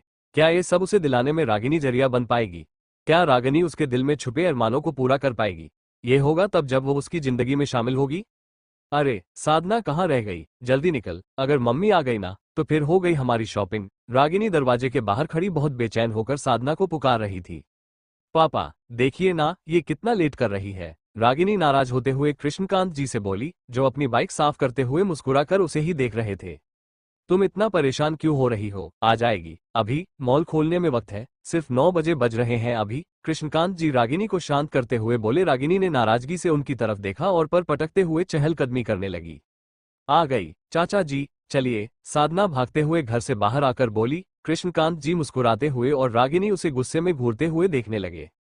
आ गई महारानी, थोड़ा और देर कर लिया होता ताकि मम्मी बड़े प्यार से हम लोगों की आरती उतार कर हमारी विदाई करें। अब शक्ल किसका देख रही है, बैठ बाइक पे। रागिनी गुस्से में साधना को झड़ते हुए बोली। उसकी बातें सुनकर साधना मुस्कुराई। अब दोनों बैठ भी जाओ। कृष्णकांत जी अपनी बाइक ठीक करते हुए उन दोनों को मुस्कुरा कर देखते हुए बोले। साधना चुपचाप बाइक पर उनके पीछे जाकर बैठ गई। रागिनी उसे देखकर मुस्कुराई और वह भी उसके पीछे बाइक पर बैठी। पापा आपकी नई बाइक में इतनी जगह है कि मम्मी भी हमारे साथ आराम से बैठ सकती है, लेकिन उन्हें लेकर जाएगा कौन, हर जगह अपनी खोखली कंजूसी दिखाकर हमारा पूरा मजा बर्बाद कर देगी। रागिनी बाइक पर संभाल कर बैठते हुए अपना दुपट्टा ठीक करते हुए बोली। ये सब छोड़ो, आज तुम दोनों इस नए सलवार कमीज में बहुत अच्छी लग रही हो, लेकिन तुम दोनों को मीना जी की दी हुई नई ड्रेस को पहनना चाहिए था। उन्होंने मुड़कर उन दोनों की तरफ देखकर कहा। वो दोनों उनकी तरफ देखकर मुस्कुराए। पापा उन कपड़ों को भी पहनेगी, इसलिए तो साथ में लेकर जा रहे हैं। रागिनी मुस्कुराते हुए आंखें मटकाकर बोली। कृष्णकांत जी उसे अचरज में देखते रहे। साथ लेकर जा रही हो क्यों, उन्हें पहना क्यों नहीं? कृष्णकांत जी ने प्रश्न सूचक दृष्टि से उनकी तरह देखकर पूछा। पापा बाकी सब हम आपको बाद में बताएंगे, पहले यहाँ से निकलिए, अगर मम्मी आ गई तो। रागिनी दाएं बाएं देखते हुए बोली तो कृष्णकांत जी ने बाइक स्टार्ट कर दी व आगे बढ़ने लगे। तभी गोमती जी वहां से गुजर रही थी। उनकी नजर उन लोगों पर पड़ी तो वो तेज कदमों से उनकी तरफ आने लगी और उनकी गुजराती बाइक के बीच में आकर खड़ी हो गई। कहाँ जा रहे हैं आप लोग, वो गुस्से में उन तीनों की तरफ देखकर बोली। उन्हें देखते ही कृष्णकांत जी ने बाइक रोक दी। गोमती जी वो हम, कृष्णकांत जी ने बोलने के लिए मुंह तो खोला लेकिन बीच में ही अटक गए। गोमती जी उनके जवाब का इंतजार कर रही थी। वह मम्मी हम लोग मिथिलेश अंकल से मिलने जा रहे हैं, उन्होंने हमें अपने मॉल में मिलने के लिए बुलाया है तो हम वहीं जा रहे हैं। रागिनी मुस्कुराकर बोली तो गोमती जी की आंखें चमक उठी। सच, तो ऐसे कैसे जा रहे हो, मुझे भी जाना है, मैं भी तो देखूं जरा कैसा है उनका मॉल। चलो मैं भी चलती हूँ आप लोगों के साथ, उन्होंने कृष्णकांत जी की तरफ जिज्ञासा भरी नजरों से देखकर कहा तो कृष्णकांत जी उनसे नजर फेरकर इधर उधर देखने लगे, क्योंकि वो उन्हें अपने साथ लेकर जाना नहीं चाहते थे। आप मुझे ऐसे क्यों देख रहे हैं, वो उनकी तरफ देखकर बोली। मम्मी आप भी ना, हम पहले से बैठ चुके हैं, आपको पहले आना चाहिए था। अब हम नहीं उतरने वाले पापा के बाइक से, आप ऑटो लेकर आओ, क्योंकि हमें देर हो रहा है, अगर हमें पहुंचने में देर हुई तो वो कहीं चले जाएंगे। रागिनी बहाना करते हुए बोली तो वो कुछ सोचने लगी। चल ठीक है, जाओ आप लोग, मैं पीछे से किसी ऑटो में आता हूँ, गोमती जी खुश होकर बोली और आगे गुजर गई। अब चलिए भी पापा, कहीं मम्मी का मन बदल गया तो सोच लीजिएगा। रागिनी कृष्णकांत जी का कंधा थपथपाते हुए बोली तो उन्होंने जल्दी से बाइक स्टार्ट की और वो लोग तेज रफ्तार आगे गुजर गए। साधना इन सब के बीच सिर्फ मुस्कुरा रही थी। युग कहाँ हो तुम? कृष्णकांत जी साधना और रागिनी को लेकर मॉल पहुंचते ही होंगे, तुम भी जल्दी पहुंचो और उनके अच्छे से ख्याल रखना, मैं थोड़ी देर बाद आऊंगा, मिथिलेश जी ने फोन करके युग से कहा। युग ने ना चाहते हुए भी हाँ कहा और फोन काट दिया। अब शादी के लिए तैयार हूँ, ये काफी नहीं क्या कि मिलना भी जरूरी है? मुझे तो उस साधना की शक्ल से भी नफरत है, देखने में चाहे जितना भी मासूम हो, लेकिन जो बेरहमी उसने अशोक के साथ दिखाई है, उसके बाद तो मैं उसे देखना ही नहीं चाहता। फिर भी पापा ने कहा है तो जाना पड़ेगा, युग ने गुस्से में मुंह बनाते हुए कहा। लेकिन क्यों ना पहली मुलाकात का पहले यादगार तोहफा उन्हें दे दिया जाए, आखिर उनकी जिंदगी का एक नया सफर शुरू होने वाला है, एक झलक तो दिखाना ही चाहिए। आज की हमारी मुलाकात ऐसी रहेगी कि मिस साधना पूरी जिंदगी नहीं भूलेंगी, युग कुटिलता से मुस्कुराते हुए बोला और अपनी बाइक पर सवार अपने मॉल के लिए निकल गया। लेकिन क्यों ना पहली मुलाकात का पहले यादगार तोहफा उन्हें दे दिया जाए, आखिर उनकी जिंदगी का एक नया सफर शुरू होने वाला है, एक झलक तो दिखाना ही चाहिए। आज की हमारी मुलाकात ऐसी रहेगी कि मिस साधना पूरी जिंदगी नहीं भूलेंगी, युग कुटिलता से मुस्कुराते हुए बोला और अपनी बाइक पर सवार अपने मॉल के लिए निकल गया। आपके बेटे को आईसीयू में शिफ्ट कर दिया गया है, अब आप मिल सकते हैं, डॉक्टर विधायक कमलेश जी से बोले। मेरे बेटे को ठीक होने में और कितना वक्त लगेगा डॉक्टर साहब? विधायक जी बहुत परेशान होकर बोले। उनका सवाल सुनकर डॉक्टर कुछ सोचने लगे। अब उनका ट्रीटमेंट 1 महीना करने के बाद ही उनके हालात के बारे में आगे और कुछ कहा जा सकता है, तब तक उन्हें यही हॉस्पिटल में मेडिकल टच में रहना होगा। आप अपने बेटे से मिल लीजिए, मैं आपसे बाद में मिलता हूँ, डॉक्टर कपिल उनसे बोले और वहां से चले गए। अशोक के एक दोस्त ने कमलेश जी को आईसीयू रूम का पता बताया। कमलेश जी उस रूम तक पहुंचे, दरवाजा खोलकर वो अंदर दाखिल हुए। दो नर्स अशोक का कमरा ठीक कर रही थी। उन्होंने उनकी तरफ देखकर बाहर जाने का इशारा किया। दोनों नर्स बाहर निकल गई। वो अशोक के पास पहुंचे और उसके सर पर हाथ फेरने लगे। उन्हें अपनी बेटे की हालत देखकर बहुत तकलीफ हो रही थी। अशोक बुरी तरह जख्मी पट्टियों से लिपटा बेड पर लेटा हुआ था। उसके इर्द गिर्द बहुत सारी मशीन लगी हुई थी और वह ऑक्सीजन मास्क के सहारे सांस ले रहा था, जिसे देखकर उनका दिल छल्ली हुआ जा रहा था। उनके स्पर्श से अशोक ने आंखें खोलकर देखा। कैसा है मेरा बेटा? बोल, क्या करूं उसका? विधायक जी उसके सर पर हाथ फेरते हुए बोले। उनके सवाल से अशोक की आंखें लाल हो गई। उसने अपने मुंह से ऑक्सीजन मास्क हटाया। डोंट वरी डैड, आपको कुछ भी करने की जरूरत नहीं है। उसकी बर्बादी की चिंगारी मैंने जला दी है। उसने उसके लिए मुझे बर्बाद किया, अब वही उसे बर्बाद करेगा। अशोक दर्द से भरा हुआ अटक अटक कर बोल रहा था, लेकिन उसकी आंखें नफरत उगल रही थी। विधायक जी उसकी बातें समझ नहीं पा रहे थे। मैं कुछ समझ नहीं, तू कहना क्या चाहता है? बस एक बार कह दे। तेरी यह हालत करने वाली साधना को मैं मिट्टी में मिला दूं। वो बहुत गुस्से में बोले। आप उसे कुछ नहीं करेंगे। उसने मुझे उलझने की गलती की है। उसे सजा वही मिलेगी जो मैं चाहूंगा। उसे बहुत नाज है ना अपनी खूबसूरती पर, लेकिन अब उसकी खूबसूरती भी कोई काम नहीं आने वाली। उसने मुझे इग्नोर किया और उस युग की दीवानी हो गई ना, इसलिए मैंने एक ऐसा जाल बुना है जिसमें फंसकर युग ही उसे बर्बाद करेगा। अशोक दर्द में होने के बावजूद कुटिलता से मुस्कुराकर बोला। उसके पिता अब भी उसकी चाल समझ नहीं पाए थे। तू ये सब क्या बोले जा रहा है? ऐसा कैसे हो सकता है? जब युग को सारी सच्चाई पता चलेगी तब वह तेरे चाल में नहीं फंसेगा, जानता हूँ। युग तुझ पर और अपनी दोस्ती पर आंख मूंद कर भरोसा करता है, लेकिन वह अपने सामने किसी को तकलीफ में नहीं देख सकता, ना ही अन्याय सह सकता है। फिर कैसे होगा ये सब? उन्होंने उसे हैरानी से देखकर पूछा। फिर वह आगे बोले, चल मान लेता हूं कि युग तेरी बातों में आ गया, लेकिन वह साधन भी चुप नहीं रहेगी। अगर उसने तेरी सारी हरकतों के बारे में युग को बता दिया तो, कि तू उसे बार बार परेशान करता था और उस रात उसके साथ जबरदस्ती करने की कोशिश भी कर रहा था, ये बात जब युग को पता चलेगा तो जानता है वो तेरे साथ क्या करेगा। डोंट टी वरी डैड, ऐसा कुछ नहीं होगा। युग मेरी हालत देखकर पहले से ही बहुत परेशान है, और मैंने उसे जो सच्चाई बताई है उसके बाद वो उस साधना की एक नहीं सुनने वाला। वो अगर उसे अपनी सच्चाई बताएगी भी तो वो उस पर विश्वास नहीं करेगा, क्योंकि वो उससे भी ज्यादा मुझ पर भरोसा करता है। उसके मन में मैंने साधना के लिए ऐसा जहर घोला है कि वो उसकी बात सुनेगा ही नहीं। उसे लगता है कि यह सब मेरे साथ साधना ने किया है, मेरे इस दर्द की जिम्मेदार साधना है, इसीलिए वो उसके साथ शादी कर रहा है ताकि पल पल मेरे दर्द का बदला उससे ले सके। लेकिन उस बेचारे को यह नहीं पता कि जी गलती की सजा वो उस साधना को देने जा रहा है वो तो उसने किया ही नहीं। उसकी गलती तो सिर्फ इतना है कि उसने मेरे सामने झुकने से इनकार किया। अशोक अपनी घिनौना प्लान पर मुस्कुराते हुए बोला। उसके पिता भी अपने बेटे के इस करतूत को जानकर मुस्कुरा रहे थे। यशपाल जी एक विधायक थे तो जाहिर सी बात है उनके पास दौलत की कोई कमी नहीं। उन्होंने अपने बेटे को उसकी इच्छा से ज्यादा राजश्री जीवन दिया, जिसके वजह से बचपन से ही वो जिद और गलतियां करने लगा। लेकिन अपने बेटे के मुंह में उन्होंने कभी उसकी कोई गलती नहीं देखी। उसकी हर छोटी बड़ी गलतियों को नजरअंदाज करते गए और धीरे धीरे उसकी जिद, उसकी छोटी छोटी गलतियां बड़ी होने लगी। फिर भी उन्होंने उसे रोकने की वजह और बढ़ावा दिया। उन्होंने अपने बेटे को सब कुछ दिया, लेकिन सही संस्कार नहीं दे पाए, जिसका फल अब वो भोगने जा रहा है, जिससे वह भी अनजान थे। उन्हें एहसास ही नहीं था कि अशोक अपनी इस गलती से अपनी जिंदगी किस तरह तबाह करने वाला है।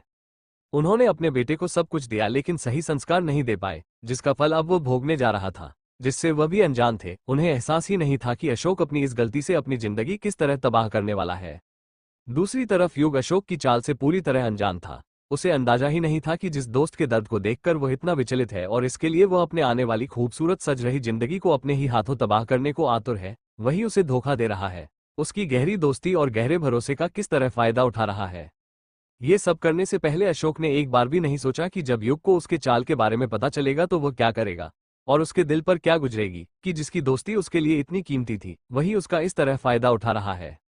लेकिन एक बात समझ नहीं आई, अगर तुम्हारे साथ ये सब साधना ने नहीं किया तो किसने किया? विधायक जी ने नासमझी से अशोक की तरफ देखकर पूछा। उनके इन सवाल को सुनकर ही अशोक के चेहरे का रंग उड़ गया। उसकी आंखों की पुतलियां किसी ख्वाब के आने की आहट से फैल गई। उसका नाम बताऊंगा भी तो आप भरोसा नहीं करेंगे, उसने उनकी तरफ डरी हुई नजरों से देखकर कहा। वो उसका डरा हुआ चेहरा देखकर बेहद हैरान हुए। सुनना चाहते हैं तो सुनिए, मेरा यह हल करने वाली साधना नहीं लिली है, वही लिली जिसे हमने 3 साल पहले। अशोक ने गहरी सांस लेते हुए किसी का जिक्र शुरू किया, लेकिन वह आगे न बोल पाया। उसके भाव बहुत खौफ भरे थे, जैसे वो किसी से डर रहा हो। उसके मुंह से लिली का जिक्र सुनकर ही विधायक साहब के चेहरे का रंग बदल गया, उनके माथे से पसीना छलक आया। नहीं नहीं, ये हो नहीं सकता, वो ये सब कैसे कर सकती है? ऐसा हो ही नहीं सकता। वो बहुत घबराए हुए बोले और अचानक उठकर खड़े हो गए। तुम ये सब कैसे कह सकते हो? वो अब यहाँ कैसे हो सकती है? जरूर तुम उस वक्त बहुत नशे में रहे होंगे, इसीलिए तुम्हें वो साधन लिली नजर आए। लिली ऐसा कुछ नहीं कर सकती। उन्होंने घबराते हुए फिर से अशोक से यही सवाल किया। आपको मुझ पर भरोसा नहीं हो रहा? हाँ, उस वक्त मैं नशे में था, लेकिन जिस तरह उसने मुझे घायल किया था, मैं दर्द से तड़प रहा था, इसलिए मेरा सारा नशा चूर चूर हो चुका था। और मैं उसकी वह आवाज और उसकी नफरत कभी नहीं भूल सकता। सिर्फ वही है जो इतनी बेरहमी मेरे साथ कर सकती है। हाँ, उस वक्त साधना ने भी खुद को मुझे बचाते हुए मेरे सिर पर शराब की बोतल तोड़ी थी, लेकिन वह इससे ज्यादा किसी को चोट नहीं पहुंचा सकती। अशोक उसे हादसे को याद करता हुआ बहुत डरा हुआ सब बोला। बस अब जो भी हो, हमें इस बात को यहीं खत्म कर देना चाहिए। सबको लगता है तुम्हारे साथ जो भी हुआ उसके पीछे साधना का हाथ है, तो हमें यही बात सबके सामने रहने देनी चाहिए, क्योंकि अगर लिली का राज सामने आया तो हम दोनों बर्बाद हो जाएंगे। उन्होंने अशोक के पास जाकर बहुत डरी हुई नजरों से उसकी तरफ देखकर कहा, तो अशोक ने भी हाँ में सर हिला दिया। इधर साधना और रागिनी कृष्णकांत जी के साथ मिथिलेश जी के मॉल पर पहुंचे, जहां उनका स्वागत करने के लिए खुद मिथिलेश जी में गेट पर खड़े थे। साधना और रागिनी के साथ कृष्णकांत जी को देखकर वो बेहद खुश हुए। उन्होंने हाथ जोड़कर उन सभी का अभिवादन किया और उनका स्वागत किया। वो लोग भी उन्हें देखकर बेहद खुश हुए और हाथ जोड़ते हुए उनका अभिवादन कर अंदर की तरफ दाखिल हुए। बेटा रुको रुको, ऐसे नहीं। साधना और रागिनी एक साथ मॉल के अंदर कदम रखते ही वाली थी कि मिथिलेश जी ने उन्हें बीच में रोकते हुए कहा। वो दोनों हैरानी से उनकी तरफ देखने लगी। वो उनकी तरफ देखकर मुस्कुराए। आप दोनों पहली बार हमारे मॉल में आए हैं। आज से यह मॉल आपका भी हुआ और बहुत जल्द आप दोनों हमारे घर की गृह लक्ष्मी बनने वाली हैं। तो उससे पहले मैं चाहता हूं कि आप दोनों मेरे लिए श्री लक्ष्मी बने। मिथिलेश जी मुस्कुराते हुए उन दोनों की तरफ देखकर बोले। वो दोनों अब भी उन्हें ना समझी भरी नजरों से देख रही थी, लेकिन कृष्णकांत जी सब कुछ समझ चुके थे। मेरे कहने का मतलब है, मैं आप दोनों के रूप में माता लक्ष्मी का स्वागत अपने इस मॉल में करवाना चाहता हूँ। इसलिए जिस तरह गृह प्रवेश होता है, इस तरह आप दोनों मेरे मॉल के अंदर प्रवेश करें। उन्होंने फिर से मुस्कुराते हुए उन दोनों की तरफ देखकर कहा, तो वह दोनों भी उनकी बात समझकर मुस्कुराए। उन्होंने अपने मैनेजर की तरफ इशारा किया, तो उनके इशारे पर दो कर्मचारी पूजा की थाली और कलश लेकर उनके सामने आए। मिथिलेश जी ने बाकी की तैयारी पहले ही करवा रखी थी। उन्होंने में गेट पर फूलों का बेहद खूबसूरत रंगोली बनवाया था, जिसके बीच में उन्होंने उन दोनों कलश को रखा और आरती का थाल खुद अपने हाथ में लेकर उन दोनों के आगे आ गए। ये देखकर साधना और रागिनी को बेहद हैरानी हुई। उन दोनों ने तो इन सब की कल्पना भी ना की थी। रुकिए जी, यह क्या कर रहे हैं आप? ये काम मेरा है। मीना जी मॉल के बाहर से हंसती हुई बोली। मिथिलेश जी उन्हें देखकर मुस्कुराए। माफ करिए, आपको आने में देर हो रही थी, इसलिए मैंने सोचा क्यों ना ये शुभ काम अपने हाथों से कर दो। वो उनकी तरफ देखकर बोले। ऐसे कैसे बहू के स्वागत का पहला अधिकार सास को होता है? माफी चाहूंगी, मैं जरा देर हो गई, लेकिन स्वागत तो इन दोनों का मैं ही करूंगी। मीना जी अपनी ही चुलबुली अंदाज में बोली, तो सबके होठों पर एक गहरी मुस्कुराहट आ गई। उन्होंने मिथिलेश जी के हाथों से आरती का थाल ले लिया और साधना और रागिनी की आरती उतारने लगी। उन्होंने उन दोनों के माथे पर तिलक लगाया और फूलों के छिड़काव कर मुस्कुराते हुए उन्हें अंदर आने का इशारा किया। साधना और रागिनी यह सब देखकर पहले तो अचंभित हुई, फिर उन्होंने एक दूसरे को मुस्कुराते हुए देखा और एक साथ कलश को धीरे से पैरों से आगे की तरफ धक्का देकर अंदर की तरफ दाखिल हुई, तो सभी ने उनके लिए जोरों से ताली बजाया। वो दोनों एक दूसरे का हाथ थामे आगे बढ़ ही रही थी कि युग अचानक साधना के सामने आकर खड़ा हो गया। अचानक उसे अपने सामने देख साधना घबरा सी गई। White shirt, blue jeans, blue blazer के साथ काले चश्मे में वो बेहद स्मार्ट और हैंडसम लग रहा था। उसके गले के पास से शर्ट के दो बटन खुले हुए थे और ब्लेजर का पूरा बटन खुला हुआ था, जिसकी वजह से उसकी मस्कुलर बॉडी उसे और अट्रैक्टिव बना रही थी। साधना अचानक इतने करीब से उसका दीदार कर उसे सम्मोहित हुई, बस उसे निहार जा रही थी, क्योंकि वो एकदम परफेक्ट हीरो की तरह दिख रहा था। दिखेगा भी क्यों नहीं, हमारी साधना का हीरो ही तो है। वैसे साधना भी उसके सामने काम नहीं थी। उसने भी बनारसी साड़ी पहन रखा था, जो मीना जी ने तोहफे के रूप में उसके लिए भिजवाए थे। कृष्णकांत जी ने रास्ते में ही उपयुक्त जगह देखकर उनके कपड़े बदलवा दिए थे। साधना को युग में कोई देख रागिनी को ध्रुव का ख्याल आया। वो आसपास उसे देखने की कोशिश करने लगी, लेकिन वह उसे कहीं नजर नहीं आया। वह भी एक बार ध्रुव को देख लेना चाहती थी। फिर रागिनी का ध्यान आसपास के लोगों पर गया जो साधना और युग को देख रहे थे। वह साधना के करीब आई। उसने धीरे से साधना के कंधे को थपथपाया। कंट्रोल योर सेल्फ मैडम, हम महफिल के बीच में खड़े हैं, कभी और देख लेना अच्छे से। पहले आगे देख, सभी लोग तुझे ही देख रहे हैं। वो मुस्कुराती हुई धीरे से साधना के कान में बोली, तो अचानक साधना युग के सम्मोहन से बाहर आई। उसने आसपास देखा, सभी की नजरें उस पर ही ठहरी थी। वो खुद को असहज महसूस करने लगी। वो नजरें झुकाए 2-3 कदम पीछे हट गई। साधना ने अपनी पलकें उठाकर युग की तरफ देखा, ये जानने के लिए कि क्या वह भी उसे इस तरह देख रहा है या नहीं। लेकिन युग का ध्यान तो कहीं और ही था। वो चश्मे के अंदर से ही उसकी गहरी आंखें देख पा रही थी। अब तक युग ने एक बार भी नजदीक उस पर नहीं डाली थी। ये समझकर वो बहुत निराशा हुई। युग जानबूझकर उसकी तरफ नहीं देख रहा था। उसे डर था कि कहीं उसके खूबसूरती को देखकर वो अपने दिल पर काबू न खो दे, कहीं उसे अपना बदला लेने का इरादा उसकी खूबसूरती देखकर उसे बदलना ना पड़ जाए। यहाँ जो भी हो रहा था, कृष्णकांत जी के साथ मिथिलेश और मीना जी भी देखकर मुस्कुरा रहे थे। युग बेटा, खड़े क्यों हो, जाओ साधना और रागिनी को हमारा मॉल दिखा दो और आपस में थोड़ी बातें भी कर लेना, तभी तो एक दूसरे को जान पाओगे। मिथिलेश जी उनके सामने आकर साधना और युग को देखकर बोले तो योग उन्हें नाराजगी से घूरने लगा। वो कुछ बोलने को हुआ कि उसका फोन बजा। सॉरी डैड, इंपॉर्टेंट कॉल है, मुझे जाना होगा, अभी के लिए प्लीज आप ही इन्हें मॉल दिखा दीजिए। युग मिथिलेश जी की तरफ मुड़कर बोला। उसने नजर उठाकर भी साधना की तरफ नहीं देखा और बिना उनका जवाब सुन आगे बढ़ गया। वो उसके इस तरह चले जाने से उसे देखते ही रह गए। अरे आज क्या हो गया इसे, कभी तो इस तरह बात नहीं करता मुझसे, लगता है सच में कोई जरूरी ही कॉल आया होगा। कोई बात नहीं, चलो बेटा, मैं ही तुम्हें मॉल दिखा दूं। वो युग की हरकत से हैरान हुए और साधना और रागिनी की तरफ देखकर बोले तो उन दोनों ने भी हाँ में सर हिला दिया। हाँ बोल, क्यों कॉल किया है तूने? युग मॉल से बाहर निकालकर फोन रिसीव करके बोला। युग प्लीज मेरी बात ध्यान से सुन, प्लीज तू जो भी करने जा रहा है मत कर, तू सही सच्चाई नहीं जानता, तू गलती करने जा रहा है। दूसरी तरफ से उसका दोस्त किशोर बहुत घबराकर बोल रहा था। किशोर तू क्या बोल रहे हैं, मुझे कुछ समझ नहीं आ रहा, साफ साफ बोल, कहना क्या चाहता है तू? युग उसकी बात समझ नहीं पा रहा था। युग प्लीज किसी के बहकावे में मत आना, तुझसे बहुत सारे सच छुपाए जा रहे हैं। मैं जानता हूँ तू अशोक पर बहुत भरोसा करता है, लेकिन अशोक वह नहीं जैसा तू समझता है। वो तेरे साथ उफ। किशोर आगे कुछ बोलते ही जा रहा था कि अचानक उसके दर्द से तड़पने की आवाज सुनाई थी। उसकी दर्द भरी आवाज सुनकर घबरा सा गया। हेलो किशोर, क्या हुआ तुझे, क्या बोल रहा था तू? युग बहुत परेशान होकर उस सवाल करने लगा। साधना साधना, एक दर्द भरी आज के साथ किशोर की आवाज आनी बंद हो गई। वह आगे बोलते ही जा रहा था कि उसके सर पर किसी ने डंडा मारकर उसे घायल कर दिया। मैं कुछ पूछ रहा हूं तुमसे, क्या हुआ तुम्हें? युग बहुत परेशान हो गया। किशोर की तरफ से कोई प्रतिक्रिया न आते देखकर उसने फिर से किशोर को फोन करने की कोशिश की, लेकिन हर बार कॉल जाता रहा, लेकिन उधर से आंसर ही नहीं हुआ तो उसकी बेचैनी और बढ़ गई। अब मुझे खुद ही चलकर देखना चाहिए, क्या हुआ है उसे। वो तो हॉस्पिटल में अशोक के पास था ना, तो क्या हो गया? कहीं अशोक को भी तो प्रॉब्लम में नहीं? युग के दिमाग में कई सारी बातें आने लगी। वो तुरंत अपनी बाइक की तरफ भागा, लेकिन बाइक के पास जाने पर उसने जैसे ही अपने पॉकेट चेक किया तो उसे याद आया कि वो पॉकेट मॉल के अंदर काउंटर पर छोड़कर आया है। दूसरी तरफ हॉस्पिटल में बहुत जल्दी मची है तुझे युग को सारी सच्चाई बताने की। जगत जमीन पर बेहोश पड़े किशोर को देखकर बोला। उसके हाथ में डंडा था। सॉरी यार, मैं तेरे साथ ऐसा करना नहीं चाहता था, लेकिन क्या करूं, तू जो करने जा रहा था उसे रोकने के लिए मेरे पास दूसरा कोई रास्ता नहीं था। जगत किशोर के पास बैठकर उसका सर सहलाता हुआ बोला। किशोर जख्मी जरूर था, लेकिन पूरी तरह बेहोश नहीं हो पाया था। उसे आधा होश था, जिसे वो जगत की सारी बातें सुन पा रहा था। तुम लोग बहुत गलत कर रहे हो, सजा तुम्हें जरूर मिलेगी, किशोर बेहोश होते होते बोला तो जगत उसकी बात सुनकर मुस्कुराया। वो तो वक्त बताएगा कि किसे सजा मिलेगी और कौन मजे करेंगे। जगत उसकी तरफ देखकर मुस्कुरा कर बोला। उसने आसपास अपनी नजरें दौड़ाई। वो लोग इस वक्त अस्पताल के कॉरिडोर में थे। इस वक्त वहां पूरी तरह सन्नाटा था, इसलिए उसे ये सब करते हुए किसी ने नहीं देखा। वो मुस्कुराते हुए उठकर खड़ा हुआ और वहां से चला गया। इस वक्त वहां से कुछ बोर्ड बॉय गुजर रहे थे। जब उनकी नजर किशोर पर पड़ी तो वो लोग उसे उठाकर डॉक्टर के पास ले गए। इधर मॉल में युग भागता हुआ मॉल के अंदर पहुंचा। उसने काउंटर के आसपास अपने बाइक की चाबी ढूंढने की पूरी कोशिश की, लेकिन चाबी उसे वहां नहीं मिली। उसने कई वक्त वकस से पूछा कि किसी ने उसकी चाबी देखी थी क्या, पर किसी को पता नहीं था उसके चाबी के बारे में। अब वो बाकी नौकरों से कहकर अपनी चाबी ढूंढने लगा। बाकी सब भी उसके साथ मिलकर चाबी ढूंढ रहे थे।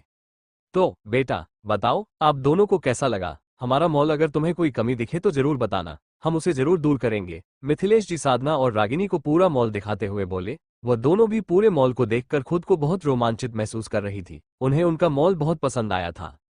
अंकल, आपका मॉल तो बहुत ही खूबसूरत और मजेदार है, मुझे तो यहाँ से बाहर जाने का मन ही नहीं कर रहा, साधना बहुत खुश होकर बोली। जी हाँ, बिल्कुल दिल कर रहा है, बस पूरे मॉल में घूमती रहूं, रागिनी भी खुश होकर बोली। उन दोनों को इस तरह खुश देखकर मिथिलेश जी भी बहुत खुश हुए। वो लोग आगे बढ़ते हुए बातें करते नीचे रिसेप्शन की तरफ जा रहे थे। साधना बहुत खुश मॉल की सारी सजावटी और डिजाइनिंग कपड़े देख रही थी। हर तरफ नए मॉडल और नई चीजों का कलेक्शन रखा हुआ था। स्टैचू को बहुत अच्छे अच्छे कपड़े पहने गए थे, जिन्हें देखकर साधना का मन मचल जा रहा था। सारी चीजों को देखते हुए वो लोग आगे बढ़ने लगे। तभी एक स्टैचू के कपड़े को देखकर साधना ठहरी। स्टैचू ने बहुत ही खूबसूरत लहंगा चुन्नी पहन रखा था। साधना उसे एक टक देखने लगी। वहीं मिथिलेश जी और रागिनी बातें करते हुए आगे बढ़ चले थे। जब उन्हें एहसास हुआ कि साधना उनके पीछे नहीं तो उन्होंने मुड़कर पीछे की तरफ देखा तो उन्हें साधना उसे स्टैचू को देखने में खोई मिली। वो लोग मुस्कुराते हुए उसके पास आए। ये कलेक्शन कैसा है? आज ही नया कलेक्शन आया है। मिथिलेश जी मुस्कुराकर उसके पास आकर बोले। बहुत ही खूबसूरत, साधना उसमें खोई हुई बोली। अच्छा, तो एक बार पहन कर दिखाओ, इसे मेहंदी में पहनना, हमारी तरफ से तोहफा। मिथिलेश जी बेहद खुश होकर उसकी तरफ देखकर बोले। साधना चौंक कर उनकी तरफ देखने लगी। वो इस तरह मान जाएंगे उसने सोचा नहीं था। नहीं, नहीं, मैं तो ऐसे ही कह रही थी कि बहुत खूबसूरत है, बस मुझे अच्छा लगा, वो अटकते हुए संकोच में बोली। बेटा, ये सब कुछ तुम दोनों का हो गया, अब से इसलिए संकोच मत करो। समझ लो तुम्हारे चाचा जी ने प्यार से दिया है, क्या तुम दोनों उनका दिल इसी तरह ना करके तोड़ देती हो? वो उदास होते हुए बोले। साधना उन्हें देखकर मुस्कुराई। ये जरूर चाचा जी ने आपको सिखाया है। बूंदी गौर से देखकर बोली तो उन्होंने हाँ में से हिला दिया। अब उनके इतना जिद करने पर साधना को वो स्टेचू का लहंगा ट्राई करना ही पड़ा। वो उसे लेकर चेंजिंग रूम में चली गई। वह जैसे ही चेंजिंग रूम से उसे लहंगा को पहनकर निकली और उन लोगों की तरफ बढ़ने लगी। अचानक किसी से उसकी टक्कर हो गई और वह संभाल नहीं पाई। तभी किसी की मजबूत बाहों ने उसे थाम लिया। उसने घबराकर अपनी आंखें बंद कर ली। उसने डर के मारे अपनी आंखें बंद कर ली थी और टक्कर ऐसी थी कि उसके सर का दुपट्टा चेहरे पर आ गया। उसका चेहरा पूरी तरह दुपट्टे से ढका हुआ था और उसे थामने वाला और कोई नहीं योग ही था। वह अपनी चाबी ढूंढते हुए इसी तरफ आ रहा था कि जल्दबाजी में वह साधन से टकरा गया और उसे गिरते देखा उसे थाम लिया। उसके दोनों हाथ साधना के मखमली कमर पर थे। उसकी नजदीकी और स्पर्श युग के दिल में असर करने लगे। वो उसके बदन से आने वाली मदहोश कर देने वाली खुशबू के प्रभाव में बहने लगा। उसकी नजरें बस बेताब थी उसके दिल तक असर कर जाने वाली का चेहरा देखने के लिए। युग के हाथ ना चाहते हुए भी साधना के कमर को कसने लगे। साधना उसके स्पर्श को पहले ही पहचान गई थी, क्योंकि वो पहली बार इसी तरह युग से मिली थी। उसकी नजदीकी से ही युग के दिल को इतना सुकून मिल रहा था कि वो अपनी सारी बेचैनी भूल गया। वह अपना मकसद भूल गया। ये भी भूल गया कि कुछ देर पहले किशोर के फिक्र में उसका दिल बेचैन था। उसकी नजरें तो बस तड़प रही थी, अपने दिल को सुकून देने वाली का एक झलक पाने के लिए। साधना के दिल का हाल तो कुछ और ही था। वह युग को खुद में खोए देख बेहद खुश थी। कुछ देर पहले युग के उसे नजरअंदाज करने पर जितनी निराशा उसके दिल में जगह बनाए बैठी थी, अब उनकी जगह कई उम्मीद ने घर बना लिया। उसका दिल तो बस एक ही दुआ कर रहा था कि युग यूं ही उसे अपनी बाहों में थामे ही रहे, लेकिन उसके दिल की दुआ कबूल ना हुई। युग का फोन बजा और उसका ध्यान अपनी फोन की तरफ चला गया। 1 मिनट, अर्जेंट कॉल है शायद, प्लीज आप संभाल कर खड़े हो जाए। युग उसे सीधा खड़ा करता हुआ बोला। साधना संभाल कर उसके सामने सीधी खड़ी हो गई। युग ने अपने पॉकेट से फोन निकाला और कॉल आंसर किया। मिस्टर युग, आप कहाँ हैं? प्लीज जल्दी हॉस्पिटल लिए। आपके फ्रेंड किशोर के साथ एक एक्सीडेंट हो गया है। उनके सिर पर बहुत गहरा चोट आया है। प्लीज आप जल्दी हॉस्पिटल आ जाए। दूसरी तरफ से डॉक्टर बोले। वो उनकी बातें सुनकर बहुत परेशान हो गया। या 10 मिनट में पहुंच रहा हूं, वो बहुत परेशान होकर बोला। उसने कॉल कट किया और जैसे ही साधना की तरफ मुड़ा वो उसे आसपास नजर नहीं आई। वो उसे देखने के लिए ढूंढता रह गया। कौन थी आप? कहाँ चली गई? आपके मखमली एहसास ने मेरे दिल तक को छू लिया, लेकिन आप तो बिना मुझे मिले चली गई। जो भी हो, हमारी यह पहली मुलाकात मुझे हमेशा याद रहेगी। वो अगले पल के एहसासों को याद कर मुस्कुराने लगा, फिर अगले ही पल उसके भाव सख्त हो गए। वह मॉल से बाहर की तरफ भागा। कुछ ही देर में वह हॉस्पिटल पहुंचा। डॉक्टर, अब किशोर कैसा है? युग हॉस्पिटल पहुंचते ही डॉक्टर की केबिन में जाकर उनसे पूछने लगा। मिस्टर, उनकी हालत तो बहुत खराब थी। लगता है किसी भारी चीज से उनके सिर पर वार किया गया था, पर कब, किसने किया, ये पता नहीं चला। लेकिन एक बात है, जब हम उनका ट्रीटमेंट कर रहे थे तब वह बार बार कुछ कहने की कोशिश कर रहे थे। बस दर्द के कारण उनकी बात साफ नहीं थी। वो शायद कोई बहुत जरूरी बात बताना चाहते थे। कौन सी बात डॉक्टर? क्या कहा उसने? युग में बहुत परेशान होकर डॉक्टर से सवाल किया। कौन सी बात डॉक्टर? क्या कहा उसने? युग में बहुत परेशान होकर डॉक्टर से सवाल किया। हमने भी यह जानने की बहुत कोशिश की, लेकिन आगे बोलने में उन्हें बहुत दिक्कत हो रही थी, इसलिए हमें उन्हें बेहोशी का इंजेक्शन देना पड़ा। हमने उनका ट्रीटमेंट कर दिया है, फिलहाल वो बेहोश है। होश आने पर आप खुद ही पूछ लीजिएगा। डॉक्टर के जवाब से युग के दिल को जरा सी राहत मिली, लेकिन एक बेचैनी ने दिल में जगह बना ली कि आखिर किसने किशोर को चोट पहुंचाई और वह क्या बोलना चाहता था। डॉक्टर से बातें करने के बाद वो उनके केबिन से बाहर निकाल। उसने अशोक के बारे में पता किया तो पता चला कि अशोक की भी हालत अच्छी नहीं, उसका दर्द कम हो ही नहीं रहा है। युग की टेंशन और बढ़ गई। कुछ देर बाद डॉक्टर की एक टीम के साथ वो किशोर से मिलने उसके कमरे में गया। किशोर को आईसीयू ऑब्जर्वेशन में रखा गया था। वो बोल्ट ब्लू सूट में बेहोश बेड पर लेटा हुआ था। उसका पूरा सर पट्टियों से ढका हुआ था। उसे इस तरह जख्मी देखकर युग को बहुत दुख हुआ। अशोक और किशोर उसके सबसे अच्छे दोस्त में से थे और इस वक्त दोनों ही तकलीफ में थे। इसलिए युग का दिल बेहद विचलित था। उसने बहुत मुश्किल से अपने पलकों तक आए आंसुओं को अंदर ही रोका और खुद को कठोर करते हुए आगे बढ़ा। उसके कदम जैसे आगे बढ़ना ही नहीं चाहते थे, जिन्हें वो घसीटते हुए आगे बढ़ने लगा। डॉक्टर की टीम किशोर को चेक करने लगी। जैसे ही उन्होंने उसके नब्ज चेक किए और कुछ इंजेक्शन लगाए, वैसे ही उनके चेहरे की रंगत उड़ने लगी। वो बहुत सीरियस होकर एक दूसरे से बातें करने लगे। उन्हें इस तरह गंभीर देखकर युग के दिल में एक अजीब सी बेचैनी उठने लगी। एक अनहोनी का डर उसके दिल में घर करने लगा। जब उससे रहा ना गया तो वो डॉक्टर के पास पहुंचा। क्या बात है, आप लोग कुछ बताते क्यों नहीं? आपने कहा था 5-10 मिनट में होश आ जाएगा। 1.5 घंटे होने को है, अभी तक वो होश में क्यों नहीं आ रहा? प्लीज कुछ बताइए। उसने बहुत परेशान होकर उनसे सवाल किया। अब तक मरीज की हालत तो ठीक ही थी, उनकी बॉडी मूवमेंट्स भी अच्छी थी, लेकिन अब डॉक्टर जवाब देते देते गहन सच में खो गए। अब क्या हुआ डॉक्टर? बोलिए ना, किशोर को होश क्यों नहीं आ रहा? वो उनसे जवाब मिलने में देर होते देखा और भी ज्यादा परेशान हो गया। आई थिंक इन्हें अब कभी होश नहीं आएगा, डॉक्टर की टीम में से एक डॉक्टर आगे आकर बोले। युग हैरानी से उनकी तरफ देखने लगा।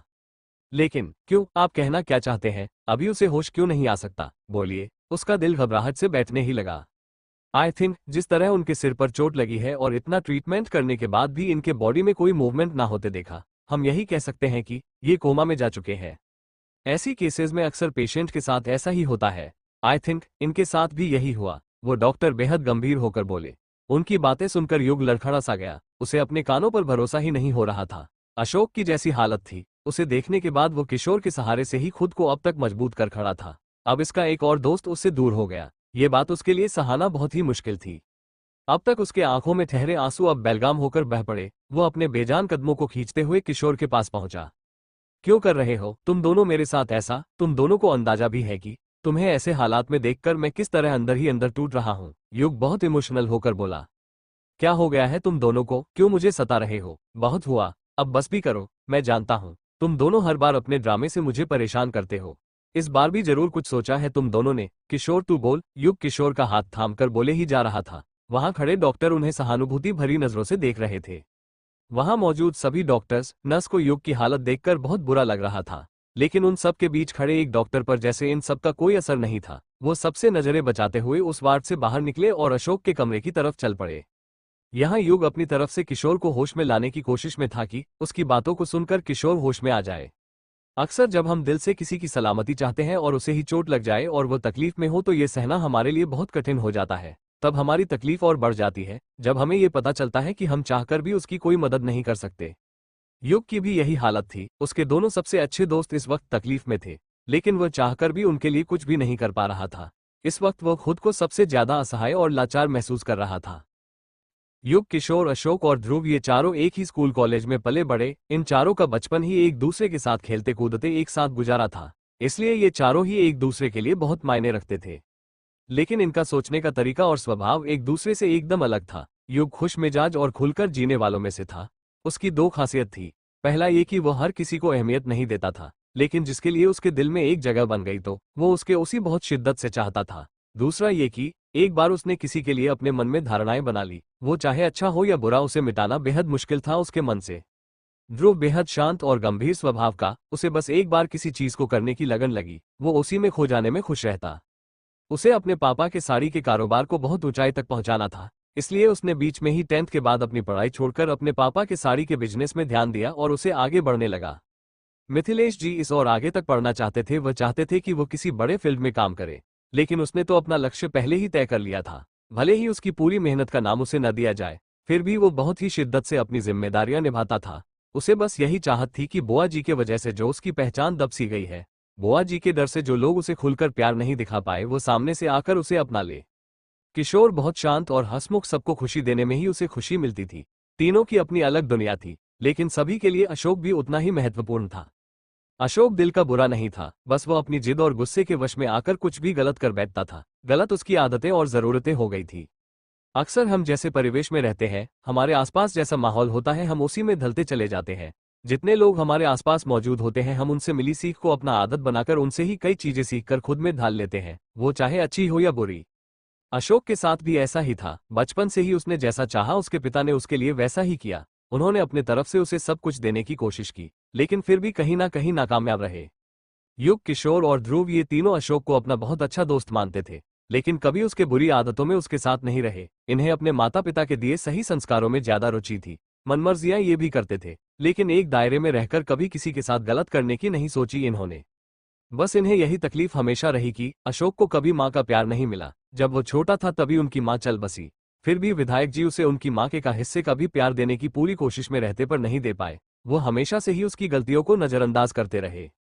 अशोक के पिता अपने पुत्र मोह में कभी उसकी गलतियां ना देख पाए, ना ही उसे सुधारने की सही सलाह दे पाए, जिनके परिणाम अब ये था कि साधना के हाथों हुए अपने छोटे से अपमान को बदले और नफरत का जरिया बनकर अपने साथ कई जिंदगियों को बर्बाद करने चल पड़ा।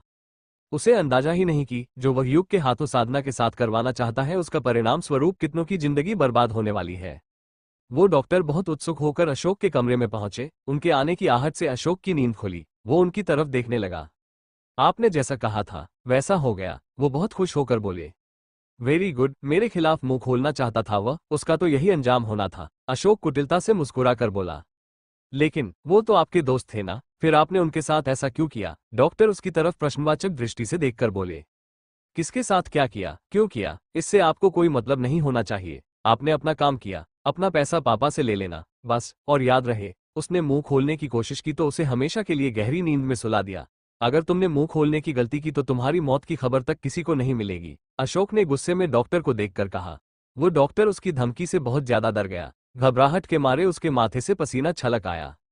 अब यहाँ खड़े क्यों हो? जाओ डैड से कहना कि तुम अपना काम पूरा कर चुके हो तो वो तुम्हारा कीमत दे देंगे। अब जाओ यहाँ से, वो अपने ही अंदाज में गुस्से में बोला। डॉक्टर उसकी बातें सुनकर और भी ज्यादा घबरा गया और हाथ सिर हिलाते हुए हड़बड़ा कर उसके कमरे से बाहर निकाला। ऐसे लोगों से तो दूर ही रहना चाहिए, न जाने कब, कहाँ, किसके साथ क्या कर दें। पर मुझे क्या, मुझे मेरे काम के तो पैसे मिल रहे हैं ना, अब कोई मरे या जिए मुझे क्या फर्क पड़ता है। अपने में ही बड़बड़ाते हुए डॉक्टर हॉस्पिटल से बाहर निकल गए। अशोक इस तरह लेट आराम से मुस्कुरा रहा था। उसके होठों पर एक विजयी मुस्कुराहट थी, जैसे उसने बहुत बड़ी जीत हासिल कर ली हो भी क्यों ना। उसकी सारी योजनाएं सफल जो हो रही थी।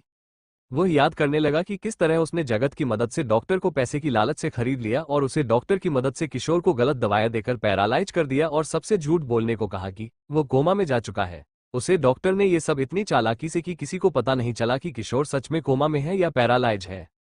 अशोक अपनी चालाकी पर इतराते हुए बड़े आराम से मुस्कुरा रहा था। उसे उसकी सारी योजनाएं सफल होती दिखाई दे रही थी।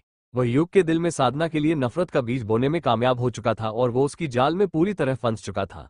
उसे पता ही नहीं था कि जितना तकलीफ अशोक सहता हुआ उसे दिख रहा है वैसा कुछ नहीं। उसके प्राइवेट पार्ट्स में गहरी चोटें जरूर आई थी, लेकिन डॉक्टर्स की मदद और महंगी दावों से उसे काफी राहत मिल रही थी, जिससे युग पूरी तरह अनजान था। उसे लग रहा था कि साधना की वजह से उसके दोस्त को असहनीय तकलीफ झेलनी पड़ रही है। जैसा कि अशोक चाहता था, उसकी चाल काफी हद तक कामयाब हो चुकी थी। वो अपने प्लान के कामयाब होने की खुशी में मुस्कुरा रहा था और आगे कुछ और प्लान बना रहा था। तभी उसे दरवाजे पर किसी की आहट सुनाई दी। उसने नजर उठाकर उसे और देखा, सामने युग खड़ा दिखाई पड़ा। उसे वहां खड़े देख एक पल के लिए उसकी सांसें ठहर गई। वो कुछ बोलने को हुआ, लेकिन उसके शब्द उसके मुंह से बाहर निकलते उससे पहले ही युग के गुस्से में बहुत ऊंची आवाज गूंजी। क्या हो रहा है? ये सब क्यों कर रहे हो तुम? वो गुस्से में उसकी तरफ बढ़ने लगा। उसे इस तरह गुस्से में देखकर अशोक भी बहुत घबरा गया। युग को अपनी तरफ कदम बढ़ाते देश अशोक की हालत पतली हो रही थी। उसे डर था कि कहीं युग ने उसके और डॉक्टर के बीच की बातें सुनने ली हो। फाइनली हम घर पहुंच गए। रागिनी खुशी से अपना शॉपिंग बैग सोफे पर रखकर बेड पर बैठकर बोली। उसकी नजर साधना की तरफ गई जो कहीं खोई सी अपना शॉपिंग बैग अलमारी में रख रही थी। यार, क्या हुआ तुझे? सुबह से तो ठीक थी, लेकिन जब से तू कपड़े चेंज करके आए है तब से किसी अलग ही दुनिया में खोई है, वो उसके पास जाते हुए बोली। उसकी बातें सुनकर साधना ने मुस्कुराकर उसकी तरफ देखा तो उसे इस तरह मुस्कुराते देख रागिनी की त्योरियां एकत्रित हो गई। साधना मुड़कर रागिनी के पास आई और उसके गले लग गई। रागिनी की समझ में अब तक कुछ नहीं आ रहा था कि अचानक साधना को हो क्या गया, क्योंकि मॉल में पहुंचने के बाद जब युग ने उसे नजरअंदाज किया था तब वो काफी उदास नजर आ रही थी और इतनी ज्यादा खुश कैसे? जब युग साधना से टकराया था तब अचानक फोन बजाने पर उसका ध्यान साधना से हटा और वो फोन पर बात करने लगा। साधना उसके पीछे खड़ी उसे देखकर मुस्कुरा रही थी। उसने अपने चेहरे से अपना आंचल हटाए और युग के सामने जाने लगी, क्योंकि वो पहले ही समझ चुकी थी कि युग उसका चेहरा देखना चाहता है। लेकिन वो युग के सामने आ पाती उससे पहले ही उसकी नजर दूर खड़े कृष्णकांत और मिथिलेश जी पर पड़ी, जो उन दोनों को ही देखकर मुस्कुरा रहे थे। उन्हें अपने सामने देखकर वो असहज हो गई। तभी मिथिलेश जी ने उसे इशारा करके अपनी तरफ आने को कहा। वो चाहते हुए भी कुछ भी नहीं बोल पाए। वो जिज्ञासा भरी नजरों से युग की तरफ देखते हुए उसके पास से गुजर गई कि एक बार वो मुड़कर उसे और देख ले, पर वो तो फोन पर ही गुम था। वो उन दोनों के सामने आकर खड़ी हुई। सच में कितनी खूबसूरत दिख रही हो आप, ये रंग आप पर बहुत खिलता है। मिथिलेश जी बहुत खुश होकर साधना को लहंगा में देखकर उसकी तारीफ करने लगे। वो शर्माते हुए अपनी तारीफ सुन रही थी। उसका दिल तो पहले से ही बाग बाग हो चुका था। जिस तरह युग ने उसे संभाल उसकी सारी निराशाएं आशा में बदल गई। माफ कीजिएगा मिथिलेश जी, लेकिन हमें अभी जाना पड़ेगा।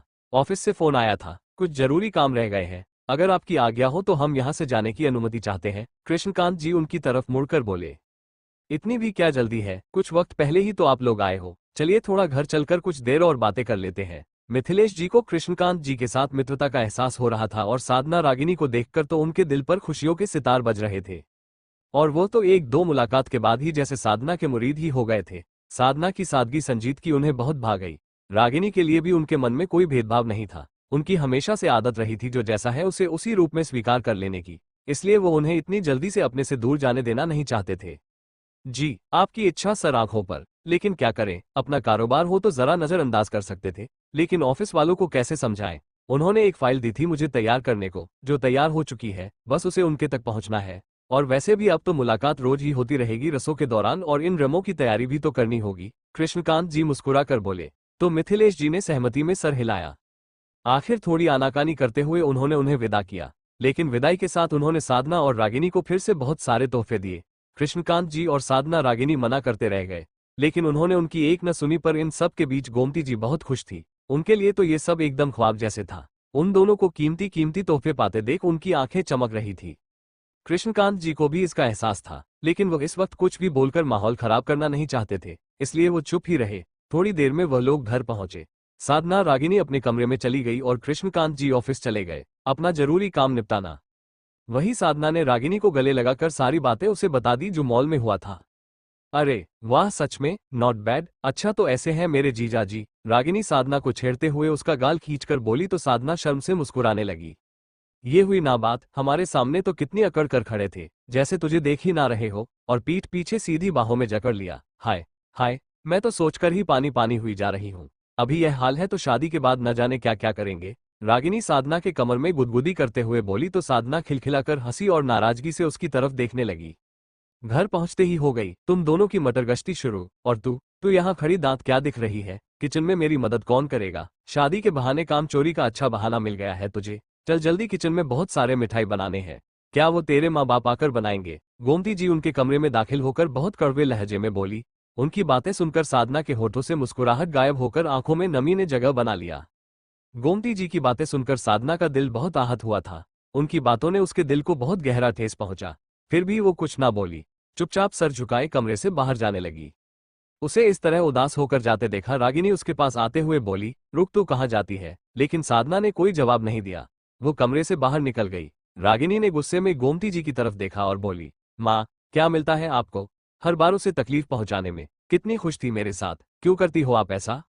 गोमती जी उसकी बातों को नजरअंदाज करते हुए अकड़ कर बोली, खुशी का क्या मतलब है। वो खुश है तो क्या घर का काम नहीं करेगी। घर का कामकाज अच्छे से नहीं सीखेगी तो ससुराल वाले मुझे ही कोसेंगे कि उसकी चाची ने घर का कोई काम नहीं सिखाया। और तू हमेशा हम दोनों के बीच में क्यों आती है। अपना काम कर, उसे मैं देख लूंगी। उन्होंने रागिनी को घूरते हुए कहा और कमरे से बाहर निकल गई। उनकी इस हरकत से रागिनी को उन पर बहुत गुस्सा आया। वो बहुत कुछ सुनना चाहती थी, लेकिन कुछ ना कह सकी। माँ है, इसलिए ज्यादा बड़ा बुरा भला कहना उसके पापा के संस्कारों के खिलाफ था। ऐसा नहीं था कि वह अपनी माँ के संस्कारों के खिलाफ थी और अपनी माँ से स्नेह नहीं करती थी, लेकिन साधना के प्रति जैसा उनका व्यवहार था उसके कारण वह हमेशा उनसे नाराज रहा करती थी। गोमती जी किचन में आई, उन्हें साधना डिनर की तैयारी करते हुए नजर आई। उसे इस तरह काम करते देखा वो मुस्कुराई, एक थाली में आटा लेकर उसे गुदने बैठ गई। साधना एकदम खामोश सब्जियां साफ कर रही थी। उसके मन में अब तक गोमती जी की कही बातें घूम रही थी और बार बार उसे विचलित कर रही थी। गोमती जी हमेशा ऐसा ही करती थी। जब भी उन्हें साधना से कोई काम करवाना होता था, उसे जली कटी सुनकर काम पर लगा देती थी और साधना उनकी कड़वी बातों को सुनकर आहत हुई उनका सारा काम कर देती। उसके प्रति गोमती जी का व्यवहार हमेशा ऐसा ही था। साधना से पहले उसकी मां ममता जी गोमती जी की बचपन की सहेली थी। इत्तेफाक से दोनों की शादी एक ही घर में हुई। गोमती जी की शादी बड़े भाई कृष्णकांत से और ममता जी की शादी मधुसूदन जी से, कृष्णकांत जी के छोटे भाई। ममता जी गोमती जी की बहुत इज्जत करती थी, इसलिए जब से उनके घर आए हर तरह से उन्हें खुश रखने का प्रयास करती। उनका हर काम खुद किया करती थी। उन्हें और उनके परिवार को कभी कोई शिकायत का मौका नहीं देती थी। लेकिन साधना के जन्म के वक्त अचानक उनकी मृत्यु हो जाने से घर का सारा कार्यभार गोमती जी पर आ गया। सहेली के रूप में मिली एक फ्री की नौकरानी उनसे दूर हो गई और उन्हें अपने बड़े से घर की सारी जिम्मेदारी खुद ही निभानी पड़ी, जिसका जिम्मेदार वह साधना को मानती थी। इसीलिए बचपन से ही अपना ये गुस्सा और काम के प्रति अपनी लापरवाही सब उसके सर मटकर उसे चार तान सुनाकर सारा काम उसी से करवाती थी। आज भी यही सिलसिला चल रहा है। हालांकि जब रागिनी समझदार हुई तो हमेशा पक्षपात करके साधना को बचा लेती थी। यही काम कृष्णकांत जी भी किया करते थे। उनके रहते साधना को कोई काम करना नहीं पड़ता था। उसे पढ़ने का, रागिनी के साथ खेलने कूदने का पूरा वक्त मिलता था। लेकिन उनकी गैर हाजिरी में जब तक घर का काम पूरा खत्म ना हो जाए उसे अपने मन का करने की कोई अनुमति नहीं थी। बस ये बात साधना कभी कृष्णकांत जी से नहीं कह पाई और कहती भी क्या, उन्हें इस बात का अंदाजा अच्छे से था। लेकिन वो गोमती जी को समझा समझाकर थक गए पर वह अपनी हरकतों से बाज नहीं आए। आज भी साधना के मन में बचपन से उठ रहे एक ही सवाल गूंज रहे थे कि कब उसकी जिंदगी सुधरेगा, कब उसे इन जली कटी बातों से छुटकारा मिलेगा। क्या उसे सुकून से जीने का हक नहीं? क्या वो किसी के स्नेह की हकदार नहीं? उसने हमेशा से ही गोमती जी के प्रति मां जैसा व्यवहार किया, लेकिन उसे मिला क्या? हमेशा उनसे तिरस्कार। कृष्णकांत जी उसे बेटी का प्यार तो भरपूर देते थे। रागिनी के रूप में उसे एक पक्की सहेली और बिना कहे मन की बात पढ़ लेने वाली एक प्यारी सी बहन मिली थी, जिनके करीब रहकर वह अपना सारा दुख भुला देती। लेकिन इन दोनों की अनुपस्थिति में गोमती जी जैसा उसके साथ व्यवहार करती थी, वो उसके दिल को बहुत ज्यादा तकलीफ देते थे। अब जब से उसकी मुलाकात युग और मिथिलेश जी के पूरे परिवार से हुई थी, उसके मन में एक उम्मीद की किरण जाग उठी। मन ही मन वह अपनी खुशहाल भविष्य की कामना करने लगी। मन में कई उम्मीदें जन्म लेने लगी थी और अपनों का स्नेह पाने के लिए उसका दिल और भी ज्यादा आतुर हो चुका था। अपने बेचैन मन को शांत रखते हुए उसने खाना बनाना जारी रखा। गोमती जी ने आटा तैयार कर सारा काम उसके भरोसे छोड़ बाहर हाल में टीवी देखने चली गई। रागिनी उनसे नजरें बचाए चुपचाप किचन में पहुंची। क्योंकि रागिनी का साधन का मदद करना उन्हें पसंद नहीं था, वह हमेशा जब भी रागिनी साधना की मदद करने आती उसे किसी और काम में लगाकर उसे रोक लिया करती थी। इसीलिए हमेशा से ही रागिनी छुप छुप कर साधना की मदद के लिए पहुंच जाती और साधना के मना करने पर भी जिद से उसका आधा काम निपटाना में उसकी मदद करती। अब उन दोनों को इस बात की और भी ज्यादा खुशी थी कि दोनों का ससुराल एक ही घर बनने वाला है, जहां दोनों कदम कदम पर एक दूसरे के साथ चलेगी, हर दुख सुख में एक दूसरे को हिम्मत देगी। लेकिन आने वाले वक्त से तो वो दोनों एकदम अपरिचित थी। उन्होंने सोचा ही नहीं था कि वक्त कभी किसी की इच्छा अनुसार नहीं चलता। अगला पल कौन सा रूप सामने प्रकट करे कोई नहीं बता सकता। उन्होंने सोचा ही नहीं था कि वक्त कभी किसी की इच्छा अनुसार नहीं चलता। अगला पल कौन सा रूप सामने प्रकट करे कोई नहीं बता सकता। यहाँ खन्ना मैंशन में एक अलग ही चहल पहल थी। कई लोग मैंशन की साज सजावट में जुटे हुए थे। बाहर लॉन को भी बहुत अच्छे से सजाया जा रहा था। अंदर दाखिल होते ही हॉल का भी कुछ यही नजारा था। हर तरफ नौकर अफरा तफरी में नजर आ रहे थे। वही मीना जी जैसा उनका चंचल स्वभाव था, वैसा ही बिना शांति से बैठे सभी नौकरों पर हुकुम चलते हुए सारा काम करवा रही थी। वो अपनी बहू के स्वागत में एक भी कमी छोड़ना नहीं चाहती थी, इसलिए ना खुद सुकून से बैठ रही थी, ना किसी को बैठने दे रही थी। उन्हें इस तरह काम करते और करवाते देख मिथिलेश जी मुस्कुराते हुए उनके पास आकर बोले, देवी जी, सुबह से अब शाम हो चला है, थोड़ा आराम खुद को और नौकरों को भी करने दें। तो उनकी बात पर मीना जी चिढ़कर बोली, ऐसे कैसे, नौकरों को आराम करने दो, कुछ ही दिन बचे हैं बच्चों की शादी को, आपको तो पता है ना, मैं कब से इस दिन का इंतजार कर रही थी। और आप भी, क्या कहा था मैंने आपसे? उन्होंने गुस्से में उनकी तरफ देखा तो वह भी ना समझी से उनकी तरफ देखते रहे, जैसे उन्हें कुछ पता ही ना हो। एक छोटा सा काम दिया था आपको मैंने कि शादी से पहले हमारी होने वाली बहू को जरा एक बार घर ले आए, उन्हें उनके होने वाला ससुराल दिखा दे। लेकिन इतना छोटा सा काम आपसे नहीं हुआ, उन दोनों को साथ में लेकर क्यों नहीं आए आप? वो बहुत गुस्से में उनकी तरफ देखकर बोली तो वो उनकी बातें सुनकर मुस्कुराए। जी, हमने तो पूरी कोशिश की थी, लेकिन कृष्णकांत जी का एक जरूरी काम आ गया था, इसलिए वो मेरी बात नहीं माने। पर कोई बात नहीं, कुछ दिनों का ही तो इंतजार है, बहुएं आ ही जाएगी, तब तक अपनी चंचलता और ममता दोनों को संभाल कर रखिए। वो मुस्कुरा कर बोले, आप तो छोड़िए ये सब, खुद तो यहाँ की तैयारी करवाएंगे नहीं, और जब मैं करवा रही हूँ तो मुझे भी करने नहीं दे रहे। आप अपना कारोबार देखिए, घर संभालना मेरा काम है। वह नाराजगी से उनकी तरफ देखकर बोली और वहीं सोफे के पास पड़े एक फूल की टोकरी को उठाकर एक नौकर को आवाज देने लगी। उनके आवाज पर दो नौकर भागकर उनके पास आए तो वह गुस्से में बोली, ये फूल क्या यहाँ रखने के लिए मंगवाया है या बच्चों के कमरे में लगाना है इसे? और यह यहाँ पड़ा हुआ है, यहाँ कोई अपना काम ठीक से करेगा? बेचारे दोनों नौकर सर झुकाकर चुपचाप उनके डांटे सुन रहे थे। उनमें से एक से जब रहा ना गया तो वह धीरे से बोला, हम तो आप ही का दिया हुआ काम कर रहे थे, दो हाथ है, कितने कम करें, एक काम खत्म नहीं होता आप कर काम थमा देती हैं। मीना जी उसकी यह बात सुन नहीं पाई, लेकिन उसे नौकर के पास खड़ी मिथिलेश जी ने सारी बातें सुनी। वो मुस्कुराए और नौकर की तरफ खामोश रहने का इशारा किया। अगर उसकी बात मीना जी तक पहुंच जाती तो उसकी खैर ना थी। बाहर का शोर शराबा सुनकर बुआ जी अपनी छड़ी के सहारे अपने कमरे से बाहर आए। उम्र हो जाने के कारण उन्हें हमेशा अपने साथ एक छड़ी रखना ही पड़ता था, जो उन्हें बिल्कुल नहीं पसंद था। इसलिए कभी कभी बिना छड़ी ही चलने की कोशिश कर देती थी, लेकिन गिर जाने के डर से हार मानकर उन्हें छड़ी लेना भी पड़ता था। वो सबके बीच जाकर सोफे पर बैठते हुए बोली, क्या हल्ला गुल्ला मचा रखा है यहाँ पर, मुझे 2 वक्त सोने नहीं देते तुम लोग। और तुम मीना कितना शोर करती है, हर काम को खुद करना जरूरी नहीं, सारी तैयारियां की जिम्मेदारी घर में किसी और को दे दे और बैठ जा चुपचाप। उनकी बातें सुनकर मीना जी ने सहमति से आसपास अपनी नजरें दुदाई, लेकिन उन्हें ऐसा कोई नजर नहीं आया जिस पर वो अपनी जिम्मेदारियां छोड़ सके। बुआ जी, करना तो मैं भी यही चाहती हूँ, लेकिन इस घर में किसे अपना काम दूं। एक ये है जिन्हें अपने ऑफिस से फुर्सत नहीं मिलती, कभी उसे मॉल में कलेक्शन चेक करने जाते हैं तो कभी इस मॉल में इन्हें फुर्सत रहे तब तो इन्हें कोई काम दूं। और मेरे दोनों बेटे तो पहले से ही काम में लगे हुए हैं, उनसे मैं क्या कहूँ। और आपकी लाडली बहू तारा 2 दिन हो गए अपने मायके से लौटी है, मजाल है कमरे से बाहर पर रखे हो उसने। और आपके बेटे का तो पूछिए मत, हफ्ते हो गए उसका चेहरा देखे न जाने कहाँ गुम है। मीना जी के मुंह से अपने बेटे बहू के बारे में ये सब सुनकर बुआ जी का मुंह कदवासा हो गया। तभी उनकी नजर घर के अंदर दाखिल हो रहे ध्रुव पर पड़ी, जो किसी से फोन पर बात करने में व्यस्त था। तो किसी और से उम्मीद कर भी क्यों रही है जब तेरा होनहार बेटा यहाँ पर मौजूद है। एक नंबर का कामचोर है, काम का बहाना कर दिन भर बाहर घूमता रहता है। बुआ जी की बात जैसे ही धूप के कानों से टकराई, वो उनके सामने से गुजरा हुआ ठहर गया और हैरानी से उनकी तरफ देखने लगा। वो फिर बोली, देख किस तरह का खाकर बेल हो गया है, जरा मेहनत का काम कर ले, इससे सूट बूट पहनकर बस दिन भर गाड़ियों में घूमता रहता है जैसे इसके माँ बाप देकर गए हो। उनके मुंह से ये सब सुनकर ध्रुव की आंखों में नमी तैर गई, पर वो कुछ ना बोला, अपने कमरे की तरफ चल पड़ा।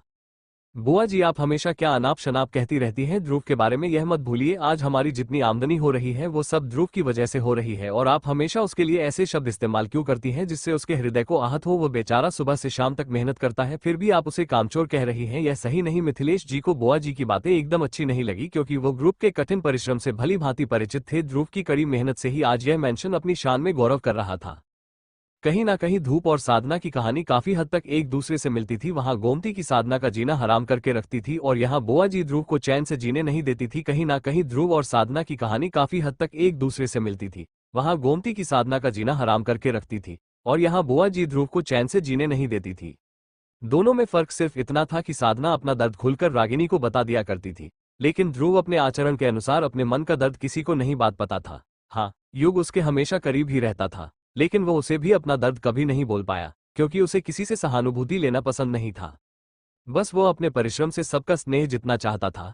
इसी प्रयास में वो सुबह से शाम जुटा रहता, लेकिन फिर भी बुआ जी को कभी उसकी अच्छाया नजर ही नहीं आई। अब ध्रुव और साधना की इच्छा और मंजिल एक ही थी, अपनों का स्नेह और आदर सम्मान पाना। अब देखना यह है कि दोनों अपनी मंजिल को किस तरह हासिल कर पाते हैं। कुछ घंटे पहले जब युग अशोक के कमरे में दाखिल हुआ था, अशोक युग को इस तरह गुस्से में अपने कमरे में दाखिल होते देख बहुत डरा हुआ था।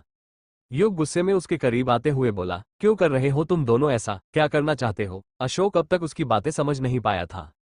युग उसके पास आया और भावनाओं में बहकर उससे लिप्ट गया, जिसे देख अशोक और भी ज्यादा अचंभित हुआ।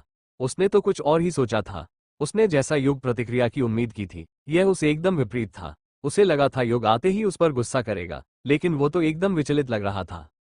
क्या हुआ युग, तुम इतने परेशान क्यों हो। वो सब कुछ जानते हुए भी अनजान बनकर बोला, अशोक, मैं ये सब बर्दाश्त नहीं कर पा रहा। मैं तो पहले ही तुम्हारी हालत देखकर परेशान था, ये सब सह नहीं पा रहा था, और अब किशोर भी कोमा में चला गया। मैं कैसे सहूं इन सबको, पूरी तरह अकेला पड़ गया हूं। वो बहुत भावुक होकर बोला। सच में अपने दोस्तों की हालत देख उसे बहुत बुरा लग रहा था। अशोक को भी उसे अपने लिए इतना परेशान देख दुख हो रहा था, लेकिन मन में बदले की भावनाएं जो पल रही थी, उसने उसे कुछ और देखने नहीं दिया। अब बस मैं तुम दोनों को और तकलीफ में नहीं देख सकता। मैंने तो अब तक ध्रुव भाई को कुछ भी नहीं बताया है। जब उन्हें पता चलेगा कि तुम दोनों की यह हालत है, तब ना जाने उनका क्या हाल होगा। तुम तो जानते हो ना, जिस तरह मैं तुम्हारे करीब हूँ, इस तरह किशोर भी भाई के दिल का कितना करीब है। मैं अभी जाकर भाई को सब कुछ बता दूंगा। उसके ये सब कहने पर अशोक के चेहरे पर चिंता की लकीरें खींच गई। उसे पता था कि जैसे ही यह सारी बातें ध्रुव तक पहुंचेगी, वो इन्हें बेहद गंभीरता से लेगा और सभी तरफ से सारी चीजों को अच्छे से जानने की कोशिश करेगा। उसके बाद ही कोई निर्णय लेगा। वो जिस तरह गंभीरता से हर बात को गहराई से सोचता है, उसे एक पल नहीं लगेगा सारी सच्चाई जानने में, जिसका परिणाम अशोक के इच्छा के विरुद्ध आएगा। क्योंकि ध्रुव युग से भी कहीं ज्यादा अच्छे से अशोक को जानता था। अशोक क्या कर सकता है और किस हद तक जा सकता है, ये बात ध्रुव से छुपी नहीं थी। इसलिए वो अब तक ये बात उस तक पहुंचने देना नहीं चाहता था, क्योंकि वो उसकी कोई भी बात सुनने से पहले साधना से बात करता और उस रात की पूरी घटना के बारे में जानना चाहता। इसके बाद सब कुछ साफ हो जाता। ये सब सोचकर वो बहुत घबरा सा गया और बेचैन होकर बोला कि तुम क्या करने जा रहे हो। भाई को अभी कुछ भी बताने की जरूरत नहीं है। तुम्हें पता है ना, घर में बुआ जी सुबह शाम ताने देकर उन्हें परेशान करती है। उस पर किशोर की और मेरी यह हालत, क्या गुजरेगी उनके दिल पर, और अगर उन्हें सब कुछ पता चल गया तो मेरे बदले का क्या होगा। वो सभी बातों के बीच अपने मन की बात भी कहा गया। उसके मुंह से यह सुन युग हैरानी से उसकी तरफ देखने लगा। मेरा मतलब है, अभी भाई हमारी हालत देखकर बहुत दुखी होगी। कुछ दिन और रुक जाओ, जैसे ही हम दोनों में बदलाव आएंगे तुम सब कुछ भाई को बता देना। हाँ, वो थोड़ी नाराज होंगे, लेकिन इससे उन्हें तकलीफ कम होगी। वो युग को अपनी बातों में उलझा कर बोला। युग भी उसकी बातों से तुरंत ही सहमत हो गया, क्योंकि वह जानता था ध्रुव सच में इस वक्त काफी परेशान है। एक तो रागिनी से शादी को लेकर, दूसरी बुआ जी की कड़वी बातें। इस बीच अगर उसे पता चले कि उसके दोनों दोस्त तकलीफ में है तो वह ज्यादा दुखी हो जाता। इसलिए युग भी अशोक की बातें मान गया। ठीक है, मैं अभी भाई को कुछ नहीं बताऊंगा, लेकिन जैसे ही तुम दोनों की हालत में जरा भी सुधार आएगी मैं सबसे पहले उन्हें ही बताऊंगा। युग खुद को संभालते हुए बोला, और एक बार और अशोक को गले लगाकर उससे अलग हुआ और अपना ख्याल रखने को कहकर उसके कमरे से बाहर निकल गया। अशोक उसे जाते देखा अपने चाल की कामयाबी पर मुस्कुरा रहा था। उसने जैसा सोचा सब वैसा ही हुआ। कुछ देर बाद युग घर पहुंचा और अपने कमरे में दाखिल हुआ, तभी उसकी नजर खिड़की के पास खड़े ध्रुव पर पड़ी। उसे देखकर उसकी जो चिंता कम हुई थी और भी बढ़ गई, क्योंकि ध्रुव तभी खिड़की के पास खड़ा होता था जब वो ज्यादा दुखी हो या बुआ जी की बातों से आहत हो। भाई, आप वहां, वो उसके करीब जाता हुआ बोला। उसकी आवाज सुनकर ध्रुव अपनी सोच से बाहर आया और जल्दी से अपने आंसू साफ कर सामान्य हुआ, लेकिन तब तक युग की नजर उसे पर पड़ चुकी थी। भाई, आप रो रहे थे, बुआ ने फिर कुछ कहा क्या आपको? वह भी ना, कभी नहीं सुधरेगी, मैं इन्हें अभी सबक सिखा कर आता हूँ, वो गुस्से में बोला और बाहर जाने के लिए मुंडा। तभी ध्रुव ने उसका हाथ थाम लिया और रोकते हुए बोला, तुझे कितनी बार कहा है ऐसी बातें मत किया कर, वो बड़ी है हमसे, दो चार शब्द कह भी दिए तो क्या हुआ। युग ने गौर से ध्रुव के चेहरे को देखा, जहां उदासी और आंखों में नमी साफ नजर आ रही थी। वो गुस्से में बोला, दो चार बातों से क्या मतलब है आपका? बातें ऐसी हो कि सामने वाले का दिल खुश हो जाए, ऐसी नहीं होनी चाहिए जिसे सुनकर सामने वाले की सांस भी उसका साथ छोड़ने पर बेकाबू हो जाए। आप मुझे कुछ मत कहिए, लेकिन मुझे आपका दर्द का पूरा एहसास है, युग उसे खींचकर गले लगाते हुए बोला। ध्रुव ने भी भावुक होकर उसे कसकर गले लगा लिया। युग से मिला अपनेपन का एहसास ध्रुव के विचलित मन और आहट दिल को सुकून दे रहा था। आज तो मैं बुआ जी से बात करके ही रहूंगा, उनको आपसे प्रॉब्लम क्या है, हर रोज आपको तकलीफ देती है वह, युग गुस्से में ध्रुव को खुद से अलग करते हुए बोला। उसे इस तरह गुस्से में देख ध्रुव उसे शांत करता हुआ बोला, तू ऐसा कुछ भी नहीं करेगा, जब पापा उन्हें समझा समझा कर थक गए, वह नहीं मानी तो तुम्हारे कहने पर क्या वो सुनेंगे? बिल्कुल नहीं, उल्टा अगर तुमने मेरे पक्ष में उनके सामने कुछ भी कहा तो वो हमेशा की तरह मुझ पर ही आकर चिल्लाएंगे, कहेंगे मैं तुम्हें उनके खिलाफ भड़का रहा हूँ, और हमेशा की तरह उनका दुगना गुस्सा मुझ पर बरसेगा। ध्रुव हताश होता हुआ बोला। डोंट वरी भाई, बहुत जल्द सब कुछ ठीक हो जाएगा, बुआ जी को अपनी गलती का एहसास जरूर होगा। आज तो मैं छोड़ रहा हूँ, लेकिन अगली बार उन्होंने आपके लिए कुछ भी कहा तो मैं बर्दाश्त नहीं करूंगा, युग ध्रुव का चेहरा अपने हाथों में थाम कर बोला। ध्रुव उसकी आंखों में अपने लिए फिक्र देखकर मुस्कुराया और उसने उसे गले से लगा लिया। अब मेरा छोटा सा भाई बड़ा हो गया है और काफी समझदार भी, बस तू अपने गुस्से पर जरा लगाम रखा कर, वरना किसी दिन अपनी इस नासमझी भरे गुस्से से अर्थ का अनर्थ कर देगा, ध्रुव उसे चेतावनी देता हुआ बोला। युग ने उसके चेहरे को गौर से देखा और बोला, अगली बार गुस्सा करने से पहले एक बार सोचूंगा जरूर, लेकिन अगर सामने वाली की गलती ज्यादा हुई तो बिल्कुल नहीं सोचूंगा। वो ध्रुव को नजरअंदाज करने वाली नजरों से देखकर बोला, तो उसने उसे बड़ी आंखें दिखाई। वो मुस्कुराया। दोनों भाई सोफे पर जाकर बैठे। ध्रुव युग की तरफ मुड़ा और कुछ सोचते हुए बोला, आजकल ये किशोर और अशोक नजर नहीं आ रहे, किस दुनिया में गुम है दोनों? कई दिनों से देख रहा हूँ, ईद का चांद हो चुके हैं, नजर ही नहीं आते। ध्रुव के इन सवालों से युग के चेहरे की रंगत बदल गई। बुआ जी की वजह से भाई तो पहले ही बहुत परेशान है, अगर मैंने उन्हें किशोर और अशोक के बारे में बताया तो वह और भी ज्यादा परेशान हो जाएंगे। वह मन में सोचकर बेचैन हुआ, फिर खुद की बेचैनी छुपाते हुए बोला, भाई वो साले आपको दिखेंगे तब ना, जब वो इस शहर में होंगे। वो दोनों अगले हफ्ते ही किसी दोस्त के साथ शिमला टूर पर गए हैं। युग उससे नजरें चुराता हुआ झूठ बोला। क्या वो लोग शिमला चले गए और मुझे बताया भी नहीं? अशोक का तो समझ में आता है, लेकिन किशोर ने भी मुझे कुछ नहीं बताया, मुझे अभी बात करना है उनसे। ध्रुव को युग की बातों पर भरोसा नहीं हो पा रहा था। वो बहुत बेचैन होकर अपने पॉकेट से फोन निकालकर किशोर का नंबर टाइप करने लगा। ये देख युग और भी ज्यादा घबरा गया। भाई मैंने कहा ना, वो दोनों शिमला गए हैं। युग आगे बोलने को हुआ कि ध्रुव ने उसे हाथ के इशारे से चुप रहने को कहा और किशोर का नंबर ना लगने पर उसके बारे में पता करने के लिए किसी और को कॉल करने लगा। युग बार बार ध्रुव को रोकना रहा किशोर के बारे में पता करने से, लेकिन ध्रुव के मन में किशोर के लिए फिक्र कम हो ही नहीं रही था। युग ने किसी तरह समझकर ध्रुव को आश्वस्त किया कि अशोक और किशोर जहां भी है सही सलामत है। ना चाहते हुए भी ध्रुव को युग की बात माननी पड़ी। अब वक्त ने भी अपना रफ्तार पकड़ा, दोनों तरफ से शादी की तैयारियां जोरों शोरों से चल रही थी। वो दिन भी आ गया जब इन चारों की सगाई एक साथ होनी थी। सारी तैयारियां हो ही चुकी थी। मिथिलेश जी के जिद करने पर आगरा के करीब बने एक रिजॉर्ट को सगाई के लिए बुक किया गया था। सगाई वही होनी थी। सारी तैयारियां भी हो चुकी थी, लेकिन कृष्णकांत जी चाहते थे कि सगाई उनके घर में हो। लेकिन मिथिलेश जी के तरफ से इतने सारे मेहमान आने वाले थे कि उनके घर छोटा पड़ जाता। सारे मेहमान आ चुके थे। रिसोर्ट का डेकोरेशन सबको अपनी ओर से लुभा रहा था। बड़े से हॉल के बीच स्टेज बनाया हुआ था जिस पर 4 बड़े बड़े महाराजा कुर्सियां रखी गई थी, जिसमें दोनों कपल्स बैठने वाले थे। हर तरफ इतनी खूबसूरत तैयारी थी कि आंखें थक नहीं रही थी सारी नजारा देखने में। मीना और मिथिलेश जी पहले से ही मौजूद थे। कृष्णकांत जी के साथ गोमती की भी आ चुकी थी। सभी मेहमानों के देखभाल में जुड़े थे। देर थी तो साधना और रागिनी के आने में वो लोग अपने कमरे में तैयार हो रही थी, लेकिन एंगेजमेंट से पहले डांस भी होना था, जिसके लिए युग और ध्रुव दोनों ही तैयार नहीं थे। दोनों अपने दोस्तों के बीच खड़े बातें करने में व्यस्त थे। दोनों ने ही बेहद खूबसूरत गोल्डन कलर की एक दूसरे से डिफरेंट शेरवानी पहन रखी थी। सारी सजावट पिंक और ऑरेंज में थी, और उसी से मैचिंग इन दोनों की शेरवानी भी, और इसी कलर से मैच करती हुई बाकी चीजों को मैनेज किया गया था। अचानक युग का फोन बज और वो कॉल रिसीव करके बाहर बात करने चला गया, क्योंकि यहाँ भीड़ में उसे बात करते नहीं बन रहा था। उसी वक्त साधना और रागिनी सीढ़ियों से होते हुए नीचे उतरने लगी। वहां मौजूद लोग उन दोनों को देखते ही तालियां बजाने लगे। साधना ने वही लहंगा पहन रखा था और रागिनी ने वो पहना था जो मिथिलेश जी ने उसे तोहफे में दिया था। दोनों ही बेहद खूबसूरत लग रही थी। साधना तो हमेशा से ही ऑरेंज पिंक मिक्स कपड़े में बहुत ही खिलती थी। वही रागिनी लाल रंग के लहंगे जोड़े में थी। उन दोनों ने ही मिथिलेश और मीना जी की दी हुई हैवी गहने पहन रखे थे, जिनमें उनकी खूबसूरती और भी ज्यादा खिलकर बाहर आ रही थी। वहां मौजूद मेहमानों की नजर तो उन दोनों पर ही टिक गई, लेकिन रागिनी पर नजर पड़ते ही हर किसी की नजरें उन पर से हटने लगी। ध्रुव ने भी जब उन दोनों को देखा, साधना को देखकर वो एक पल को खो गया। अगले ही पल जैसे ही उसने रागिनी को देखा, उसने उस पर से अपनी नजरें हटा ली। उसके दिल में एक अजीब सी बेचैनी उठी। रागिनी का सांवलापन ध्रुव के मन में उदासी पैदा कर गया। दिल से ध्रुव नहीं चाहता था कि वह रागिनी के रंग रूप को लेकर कोई भेद करे, लेकिन उसे देखते ही उसके दिल में जो बेचैनी उठ रही थी वो उसे भी छुपा नहीं पा रहा था। वो दोनों सीढ़ियों से उतरकर सबके बीच आए तो मिथिलेश जी उन दोनों के सामने आए। वो साधन और रागिनी का हाथ पकड़कर उन्हें स्टेज तक लेकर गए। उन्होंने उन दोनों से रिक्वेस्ट किया कि युग और ध्रुव के साथ मिलकर पहले वो दोनों डांस करें, उसके बाद ही रिंग सेरेमनी होगी।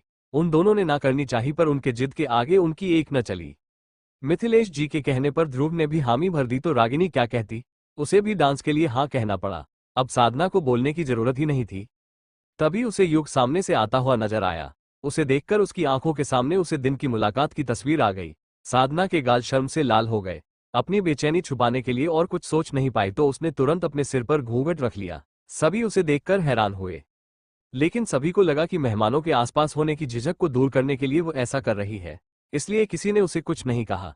युग जब वहां आया तो उसकी नजर जैसे ही साधना पर पड़ी, उसके होंठ खिल उठे। उसे लगा कि साधना अब भी अपने कमरे में तैयार हो रही है और उसकी जगह मॉल वाली लड़की, शायद उसे डांस करने के लिए यहां बुलाया गया है। ये सारी चीज दिमाग में आते ही युग बहुत खुश हो गया। उसने मन ही मन सोच लिया कि डांस के बाद उस लड़की से बात जरूर करेगा। क्यों, उसे पहली मुलाकात में उसे अपनेपन का एहसास हो गया। और वह अचानक कहाँ चली गई। वो उत्सुक होकर तेज कदमों से उसके पास पहुंचा। जैसे ही वो साधना के सामने आया, म्यूजिक स्टार्ट हो गया और म्यूजिक के साथ स्पॉटलाइट उनके ऊपर पड़ने लगा। पहला स्टेप साधना और रागिनी का था, इसलिए वो दोनों 2 कदम पीछे हो गई।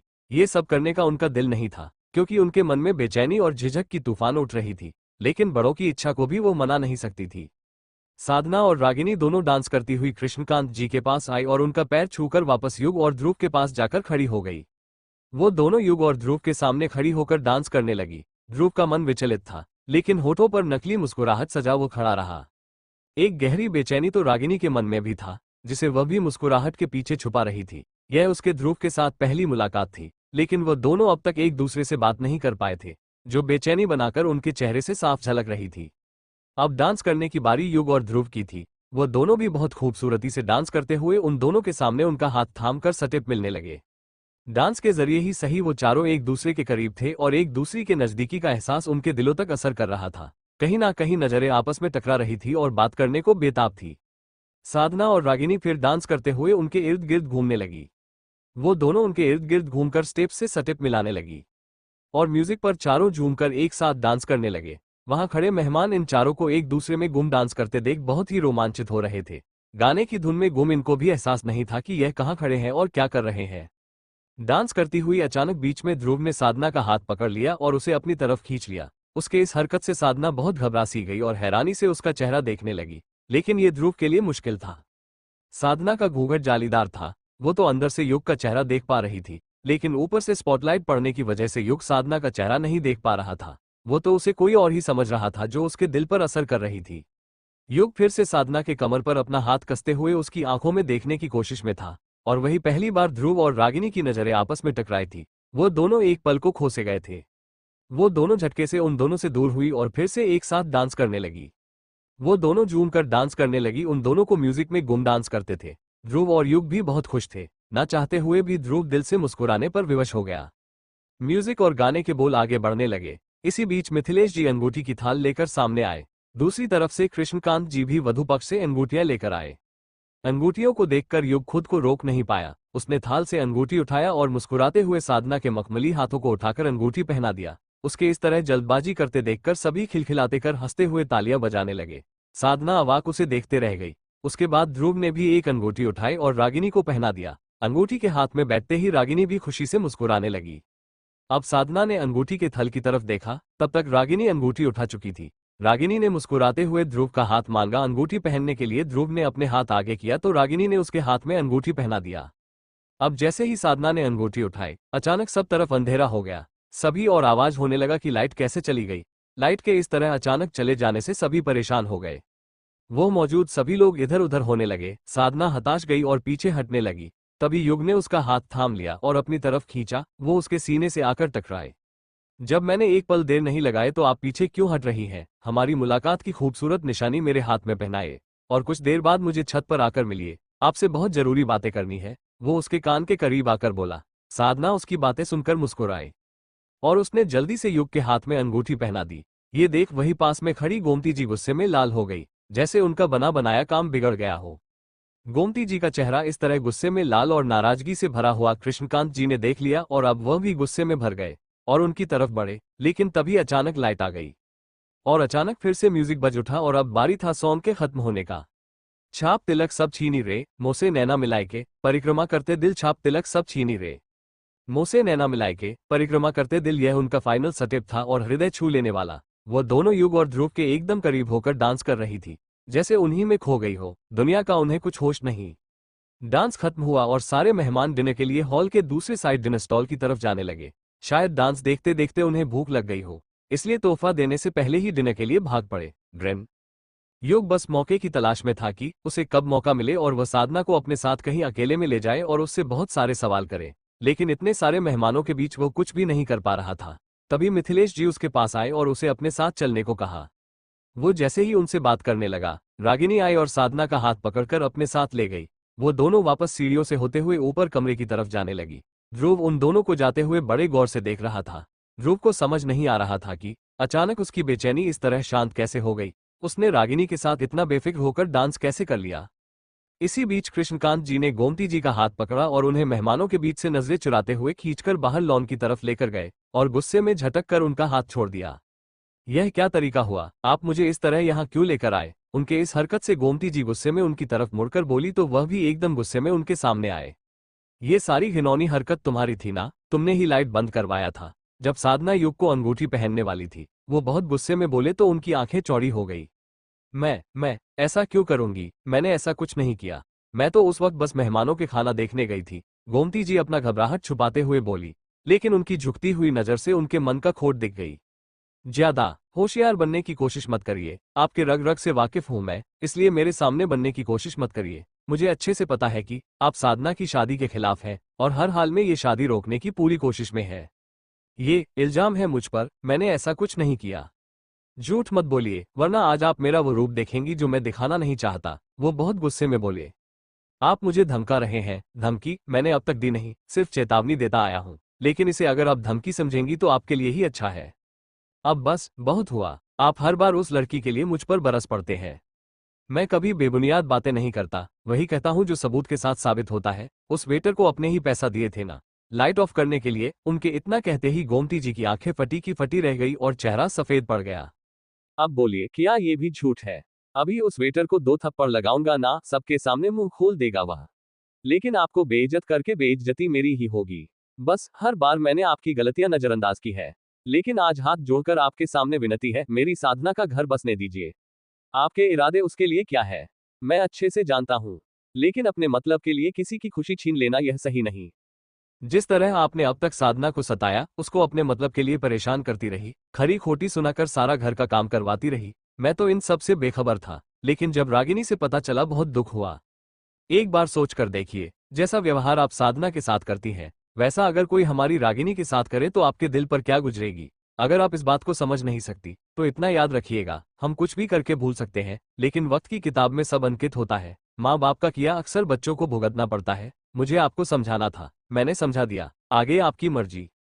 लेकिन यह मेरी धमकी ही है, अगली बार आपकी कोई गलती में बर्दाश्त नहीं करूंगा। उन्होंने जलती हुई नजरों से उनकी तरफ देखकर कहा और मुंह फेर कर वहां से चले गए। उनका ये कड़क लहजा गोमती जी को अच्छा नहीं लगा, लेकिन वो कुछ गलत भी कहकर नहीं गए थे। पर उनके मन में जो अनदेखी का परत चढ़ा था, उसके आगे वो सच्चाई देख नहीं पा रही थी। सही कहा आपने, मैंने अब तक जितना उसे सताया है, मौका मिलते ही वो बदला जरूर लगी, और अब तो यह उसके लिए और भी आसान हो जाएगा। वो दोनों एक ही घर में बहू बनकर जा रही है। वो जब चाहे मेरी रागिनी को सता सकती है, इसीलिए तो मैं उसे उस घर की बहू बनने देना नहीं चाहती। आप कुछ भी कह लीजिए, मैं साधना को उस घर की बहू बने नहीं दूंगी। वो जिद में बोली और वहां से चली गई। वो जब चाहे मेरी रागिनी को सता सकती है, इसीलिए तो मैं उसे उस घर की बहू बनने देना नहीं चाहती। आप कुछ भी कह लीजिए, मैं साधना को उसे घर की बहू बने नहीं दूंगी। वो जिद में बोली और वहां से चली गई। कृष्णकांत जी अपना गुस्सा शांत करके वापस मिथिलेश जी के साथ आकर मेहमानों की देखभाल में जुट गए। गोमती की भी मीना जी के साथ बाकी चीजें देखने लगी। इधर मिथिलेश जी युग से बात करके जैसे ही गए, उसे साधना की याद आई। वो आसपास उसे ढूंढने लगा, लेकिन वो उसे कहीं नजर नहीं आए। उसे अपने आसपास न पाकर वो बहुत विचलित हो गया, लेकिन मन में एक सुकून था कि शायद वो रात में उसे छत पर मिलने आएगी। यही सोचकर वो मुस्कुराया और फिर मेहमानों की देखभाल करने में कृष्णकांत और मिथिलेश जी की मदद करने लगा। ध्रुव भी इसी काम में जुटा हुआ था। उन दोनों को इस तरह अपने माता पिता के आदेश को मानते देख कृष्णकांत जी बहुत खुश थे। पल पल उनकी खुशी बढ़ रही थी। जिस तरह ध्रुव और युग दोनों मिलकर बहुत ही संजीदगी से अपने माता पिता की आज्ञा का पालन कर रहे थे, हर गुजर रहे लम्हे के साथ उन्हें उन दोनों में नए नए गुण दिखाई दे रहे थे, जिसे देख वो बहुत खुश थे। अब उन्हें यकीन हो चला था कि उन्होंने अपनी बेटियों के लिए बहुत ही बेहतरीन वर ढूंढ लिया है। बस अब उनकी दोनों बेटियां अपने जीवन के नए सफर में बहुत ही खुश और सुख शांति से रहे। उनके मन से यही प्रार्थना निकल रही थी। उनकी अंतरात्मा ईश्वर से बस यही प्रार्थना कर रही थी कि अब उनकी साधना को कोई और तकलीफ छू ना पाए, वो और साधना हमेशा सुखी जीवन जिए। जब उनके मन के सोच पर विराम लगा तो दिमाग में कुछ ऐसी बातें आई जिसने उन्हें बेचैन कर दिया। उनकी नजर ध्रुव पर ठहरी और मन में कई सवाल उठे। वो ध्रुव की तरफ बढ़ चले। एक बार फिर वहां मौजूद लोगों की नजरें सीढ़ियों की तरफ जाने लगी, जहां से साधना और रागिनी आ रही थी, पर इस वक्त उन दोनों में थोड़ा बदलाव नजर आ रहा था। साधना हरे रंग की साड़ी में थी और रागिनी गुलाबी रंग के। दोनों ही इस साड़ी में बेहद खूबसूरत लग रही थी। मीना जी उनके साथ मुस्कुराती हुई सीढ़ियां से नीचे उतरने लगी। थोड़ी देर पहले जब वो लोग ऊपर कमरे में जा रही थी, तब एक बच्चा जल्दबाजी में ऊपर सीढ़ी से उतर रहा था। उसके हाथ में जूस का ग्लास था, जो गलती से पैर फिसलने पर साधना और रागिनी पर गिर गया, तो मीना जी उन्हें अपने साथ ले गई और तोहफे के रूप में ये साड़ियां दे दी। दो बेटे होने के बावजूद उन्हें बेटी की बेहद चाहत थी, जो उन्हें साधना और रागिनी में नजर आ रही थी। इसलिए वह अपनी सारी ममता उन दोनों पर निछावर कर देना चाहती थी। एक दो मुलाकात में ही उन दोनों को भी उनसे बहुत ही लगाव हो चुका था। वो लोग सीढ़ियों से उतर के जैसे ही हॉल में पहुंची, मिथिलेश जी बहुत खुश होकर उनके पास आए, पर वो कुछ कह पाते उससे पहले ही साधना के सामने एक 7 साल का बच्चा आ गया। वो उसे बच्चों को बड़े गौर से देखने लगी। वो बच्चा भी उसे उसी तरह देख रहा था। वो हाथ जोड़कर उसकी तरफ बढ़ा और बहुत मासूमियत भरी आवाज में बोला, हमने आपके कपड़े गंदे कर दिए, हमें माफ कर दो। साधना उसकी बातें सुनकर मुस्कुराई। वो आगे कुछ कह पाती उससे पहले ही वो बच्चा हाथ जोड़कर उसकी तरफ बढ़ने लगा। वो जैसे ही उसके पैर छूने के लिए झुका, वो चौंक कर 2 कदम पीछे हट गई। यह क्या कर रहे हो? इट्स ओके, वो मुस्कुराकर उसे रोकते हुए बोली। लेकिन वो बच्चा नहीं रुका। वो उसके पैर छूकर ही माफी मांगना चाहता था, इसलिए उसके पैरों के पीछे ही भागने लगा। उसकी इस बचकानी हरकत पर साधना को हंसी आ गई। वो खिलखिलाकर हंसने लगी। उसकी हंसी की आवाज इतनी आकर्षित थी कि वहां मौजूद सभी का ध्यान उसकी तरफ आया। हंसते हुए उसके मोती जैसे दांत बेहद खूबसूरत गुलाबी होठों पर सज रहे थे। युग का ध्यान भी उस पर आया। वो उसे इस तरह हंसते देखा, एक पल के लिए खो गया। कितनी खूबसूरत मुस्कुराहट है तुम्हारा। यह मासूम सा चेहरा देखकर दिल को यकीन ही नहीं होता कि इस चेहरे के पीछे भी कोई चेहरा हो सकता है, वो मन में सोचकर बोला। कुछ कहा तुमने? उसके पास खड़े ध्रुव ने उसकी कुछ बातें सुनकर पूछा। युग ने पहले उसे देखा, फिर साधना की तरफ देखने लगा, फिर बोला, बस कह रहा था हंसती हुई कितनी खूबसूरत लग रही है। ध्रुव उसकी तरफ देखकर मुस्कुराया। ध्रुव की नजर भी रागिनी की तरफ गई। गुलाबी साड़ी उसके ऊपर बहुत अच्छी लग रही थी। बस सांवला सा चेहरा देख उसके मन में बेचैनी उठ जाती। उसने तुरंत अपनी नजरें झुका ली। रागिनी, तुम्हें पसंद नहीं है ना? पीछे से कृष्णकांत जी की आवाज उसके कानों में पड़ी। वह चौंक कर उनकी तरफ मुड़ा। बोलो बेटा, रागिनी तुम्हें पसंद है ना या नहीं? उसे हैरान देखकर कृष्णकांत जी ने फिर से पूछा, जिसे सुन ध्रुव एक पल के लिए सोच में पड़ गया कि क्या जवाब दे। सच वो बता नहीं सकता, झूठ उसका व्यक्तित्व स्वीकार नहीं करेगा। हाँ, अभी वो मुझे पसंद नहीं है। उन्हें इसी जवाब की उम्मीद थी, फिर भी वो निराश हो गए। उनकी निराशा चेहरे को देखकर ध्रुव फिर बोला, क्योंकि पहली मुलाकात में किसी को देखकर पसंद कर लेना मेरे स्वभाव में नहीं। अभी तो हम पहली बार ही मिले हैं। पहले एक दूसरे को जानेंगे, समझेंगे और शादी के बाद तो एक दूसरे को और भी ज्यादा नजदीक से समझ पाएंगे। एक दूसरे के गुण अवगुण को परख पाएंगे। ध्रुव बोल तो बहुत साधारण लहजे में रहा था, लेकिन वो उसे बहुत आकर्षित और प्रभावित हो रहे थे।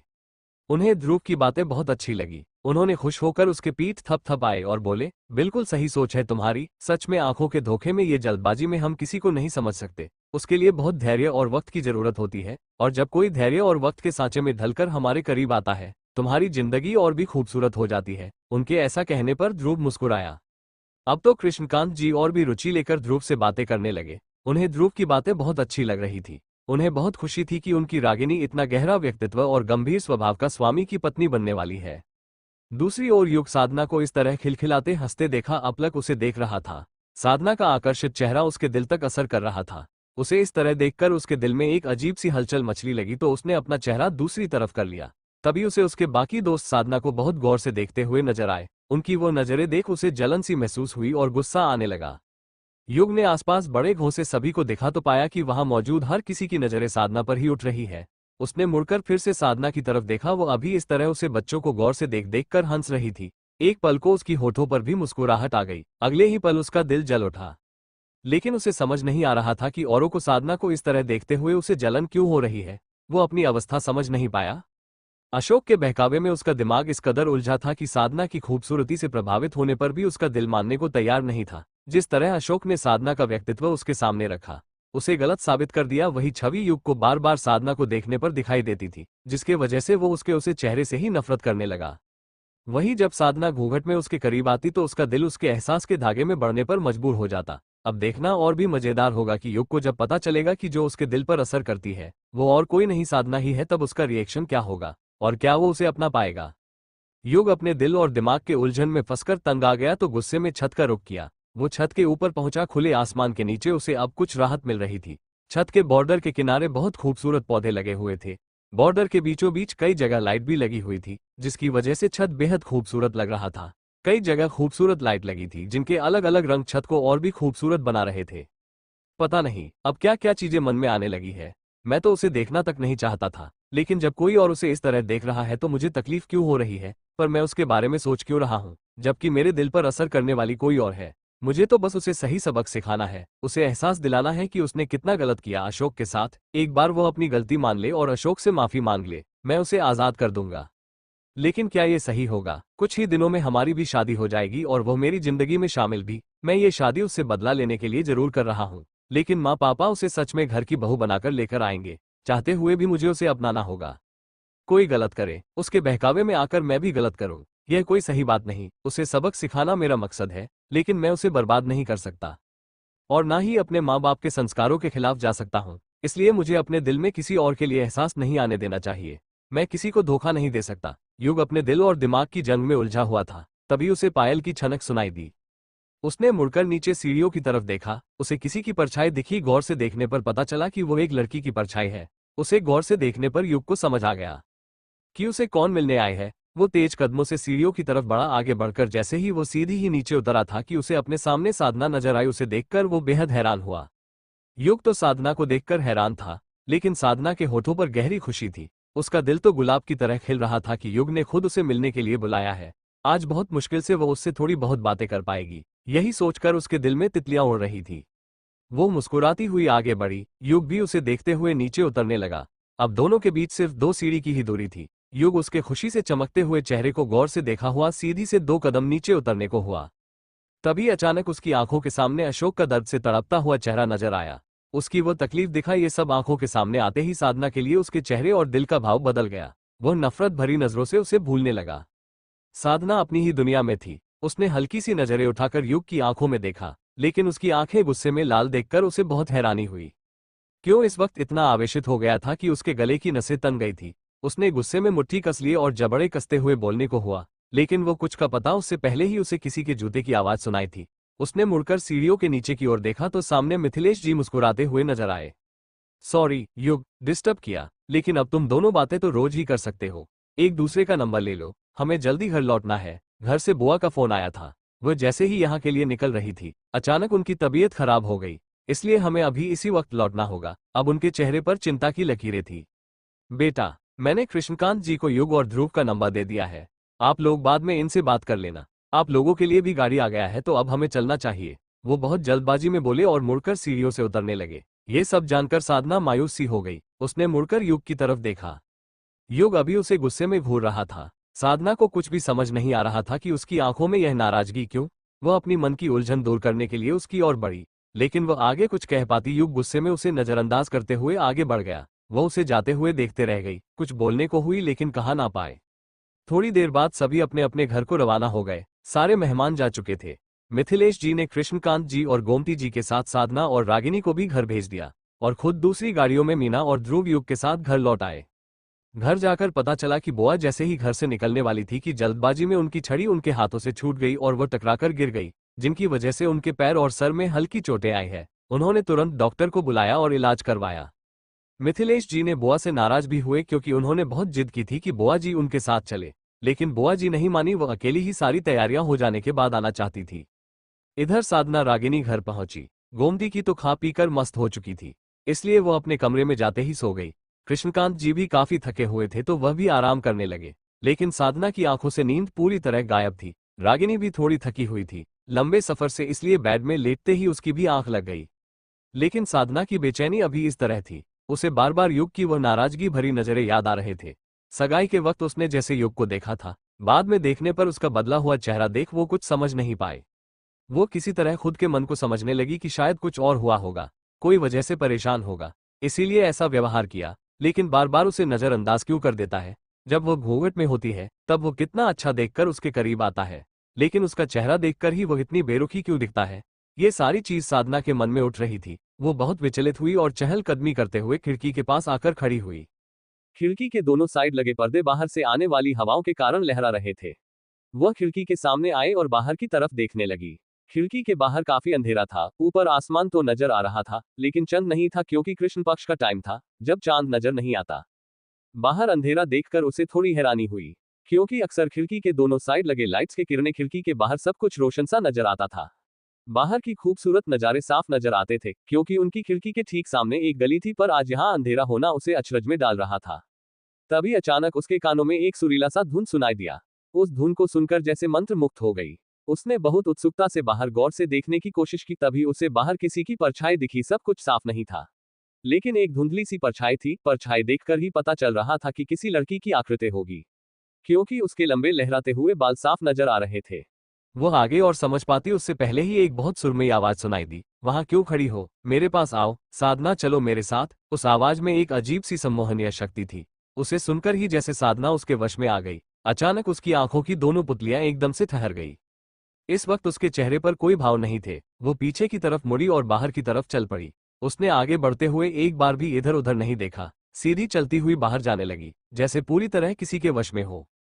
साधना इस तरह बिना भाव आगे बढ़ जा रही थी। उसे एहसास ही नहीं था कि वो कहाँ जा रही है, क्या कर रही है।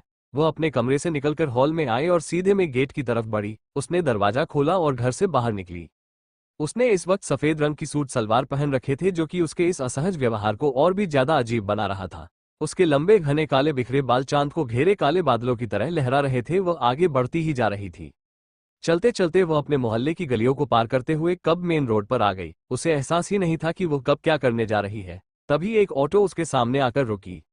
कहाँ जाना है मैडम जी, बताइए, ले चलता हूँ आपको। ऑटो ड्राइवर ने बहुत हैरानी से उसकी तरफ देखकर पूछा। साधना बिना कुछ बोले ऑटो के अंदर बैठ गई। ऑटो वाला उसे ऐसा करते देखा और भी ज्यादा हैरान हुआ। उसने फिर से पूछा कि उसे जाना कहाँ है, पर साधना कुछ ना बोली। ऑटो ड्राइवर से कहो कि तुम्हें मेहता कॉलोनी जाना है। फिर से उसके कानों में वही आवाज गूंजी जिसके वसीभूत वो अब तक चलती जा रही थी। मुझे मेहता कॉलोनी जाना है, वो बिना भाव बाहर की तरफ देखते हुए बोली। उसके ऐसा कहने से ऑटो ड्राइवर ने बहुत हैरानी से उसकी तरफ मुड़कर देखा और ना समझी में अपना सिर हिलाकर उसने ऑटो स्टार्ट किया और आगे की तरफ निकल गया। इतनी रात को अकेले, वह भी इन कपड़ों में? मेहता कॉलोनी में कोई बहुत जरूरी काम है क्या मैडम जी? उसके भाव और कपड़े को देखकर ऑटो वाला अपनी उत्सुकता ना रोक पाया और सवाल कर बैठा। उसने जवाब की आश में साधना की तरफ मुड़कर देखा, लेकिन वह ऑटो से बाहर इस तरह देख रही थी जैसे उसने कुछ सुना ही ना हो। वह आगे कुछ ना बोला। कुछ ही देर में वो लोग मेहता कॉलोनी पहुंचे। उनकी ऑटो मेहता कॉलोनी बिल्डिंग के में गेट पर रुकी। ऑटो ड्राइवर ऑटो से बाहर उतरा और साधना के उतरने का इंतजार करने लगा। बहुत देर तक जब साधना ऑटो से बाहर नहीं उतरी तो हार मानकर ड्राइवर को ही उसे उतारने को कहना पड़ा। मैडम जी, आपकी मेहता कॉलोनी आ चुकी है, अब उतरिए भी। ड्राइवर की यह कहने पर भी साधना ने कोई प्रतिक्रिया नहीं दी। वो इस तरह बैठी रही।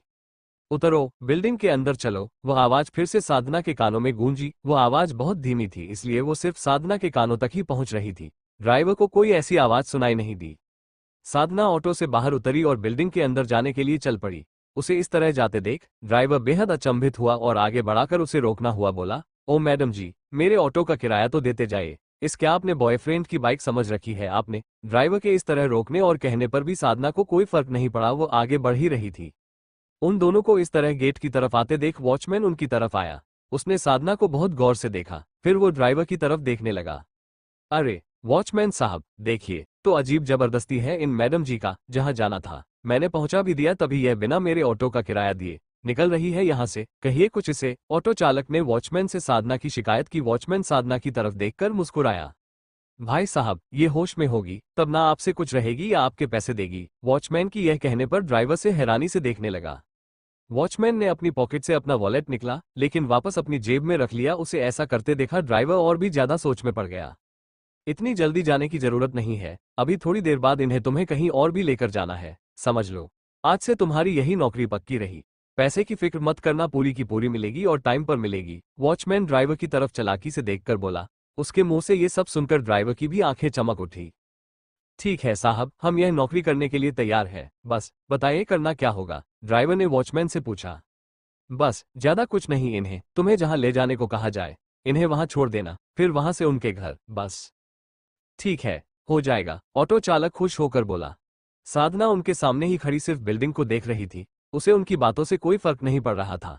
वॉचमैन ने अपना फोन निकाला और किसी को कॉल किया। थोड़ी ही देर में बिल्डिंग के अंदर से एक लड़की बाहर आई और वह साधना को अपने साथ ले गई। वो उसे लेकर एक कमरे में पहुंची। उस कमरे में दो लड़के पहले से ही मौजूद थे। साधना को उस लड़की के साथ आते देखा वो खुश हो गए। वह यार, अशोक का प्लान भी कमाल का होता है। उनमें से एक जगत था जो साधना को देखकर मुस्कुरा कर बोला। बट आगे प्लान क्या है? उसके सामने बैठा अनिक बोला। ज्यादा कुछ करने की जरूरत नहीं है, बस इसे हमें युग के सामने कैरेक्टरलेस साबित करना है। युग अपने माँ बाप के संस्कारों के अनुसार चलना चाहता है ना, हम भी देखते हैं कैसे चलेगा। उसके दिल में इसके लिए हमदर्दी अब थोड़ी थोड़ी आने लगी है, जिसे हमें पूरी तरह खत्म करना है, जो आज के बाद तो हो ही जाएगी जब वो इसे उन कपड़ों में क्लब में नाचते हुए देखेगा। जगत कुटिलता से मुस्कुराकर बोला।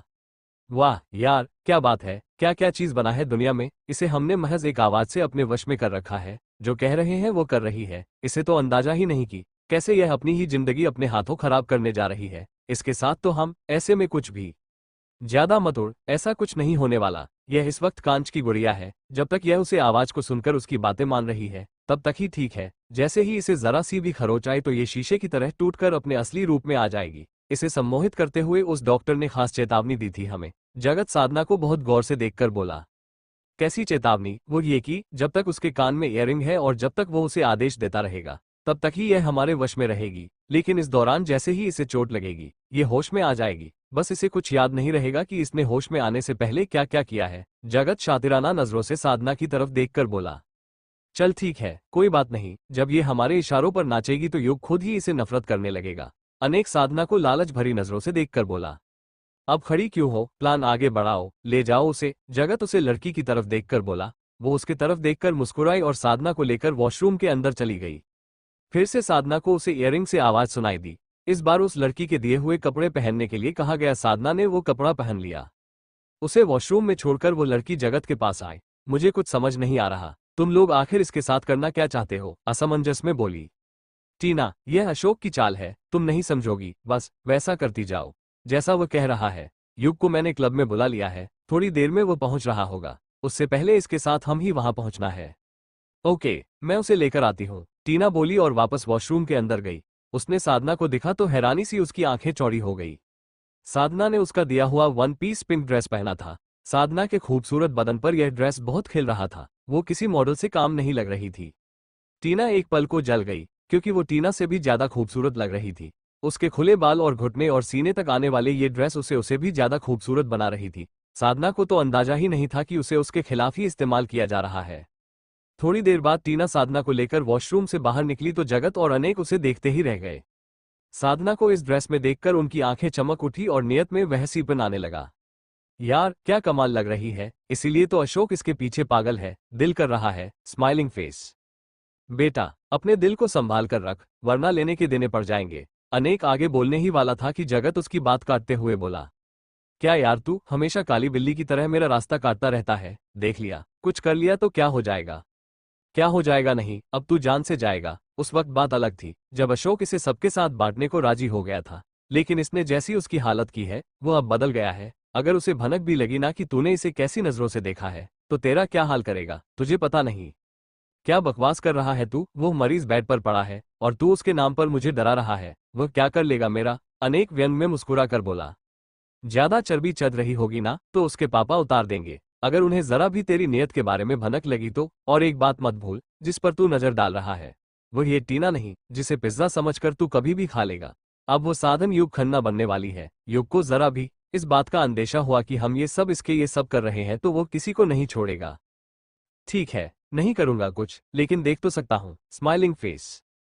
तू अपने कमीनेपन से बाज नहीं आएगा। टीना तुम इसे लेकर निकलो, हम थोड़ी देर में पहुंच रहे हैं। साथ में गए तो किसी को हम पर शक हो सकता है, जगत बोला तो टीना ने हाँ में सिर हिलाया और साधना को अपने साथ ले गई।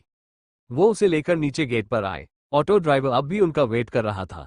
वो दोनों ऑटो में बैठी और वहां से निकल गई। थोड़ी देर बाद जगत और अनेक भी अपने बाइक में वहां से निकले। टीना साधना को लेकर क्लब में पहुंची। वहां मौजूद लोगों की नजर जैसे ही साधना पर पड़ी वापस हटाना भूल गई। जगत और अनेक भी यहां पहुंच चुके थे। साधना अनजान नजरों से आसपास को देख रही थी, क्योंकि वो सम्मोहन के जाल में उलझी ना कुछ सोच पा रही थी ना समझ पा रही थी। बस उसका दिल था जो इस महल के खिलाफ था। वो वहां से बाहर जाने के लिए मुड़ी, तभी फिर से उसके कानों में वही आवाज गूंजी, वहां नहीं, वहां जाओ जहां सब डांस कर रहे हैं। जाओ खुलकर डांस करना, जाओ ये तुम्हारी जिंदगी है, तुम्हें खुलकर जीना है, नाचो सबके साथ मुस्कुराती हुई। उसे आवाज के इस आदेश पर साधना क्लब के डांस स्टेज की तरफ जाने लगी, जहां बहुत सारे लड़के लड़कियां डांस कर रहे थे।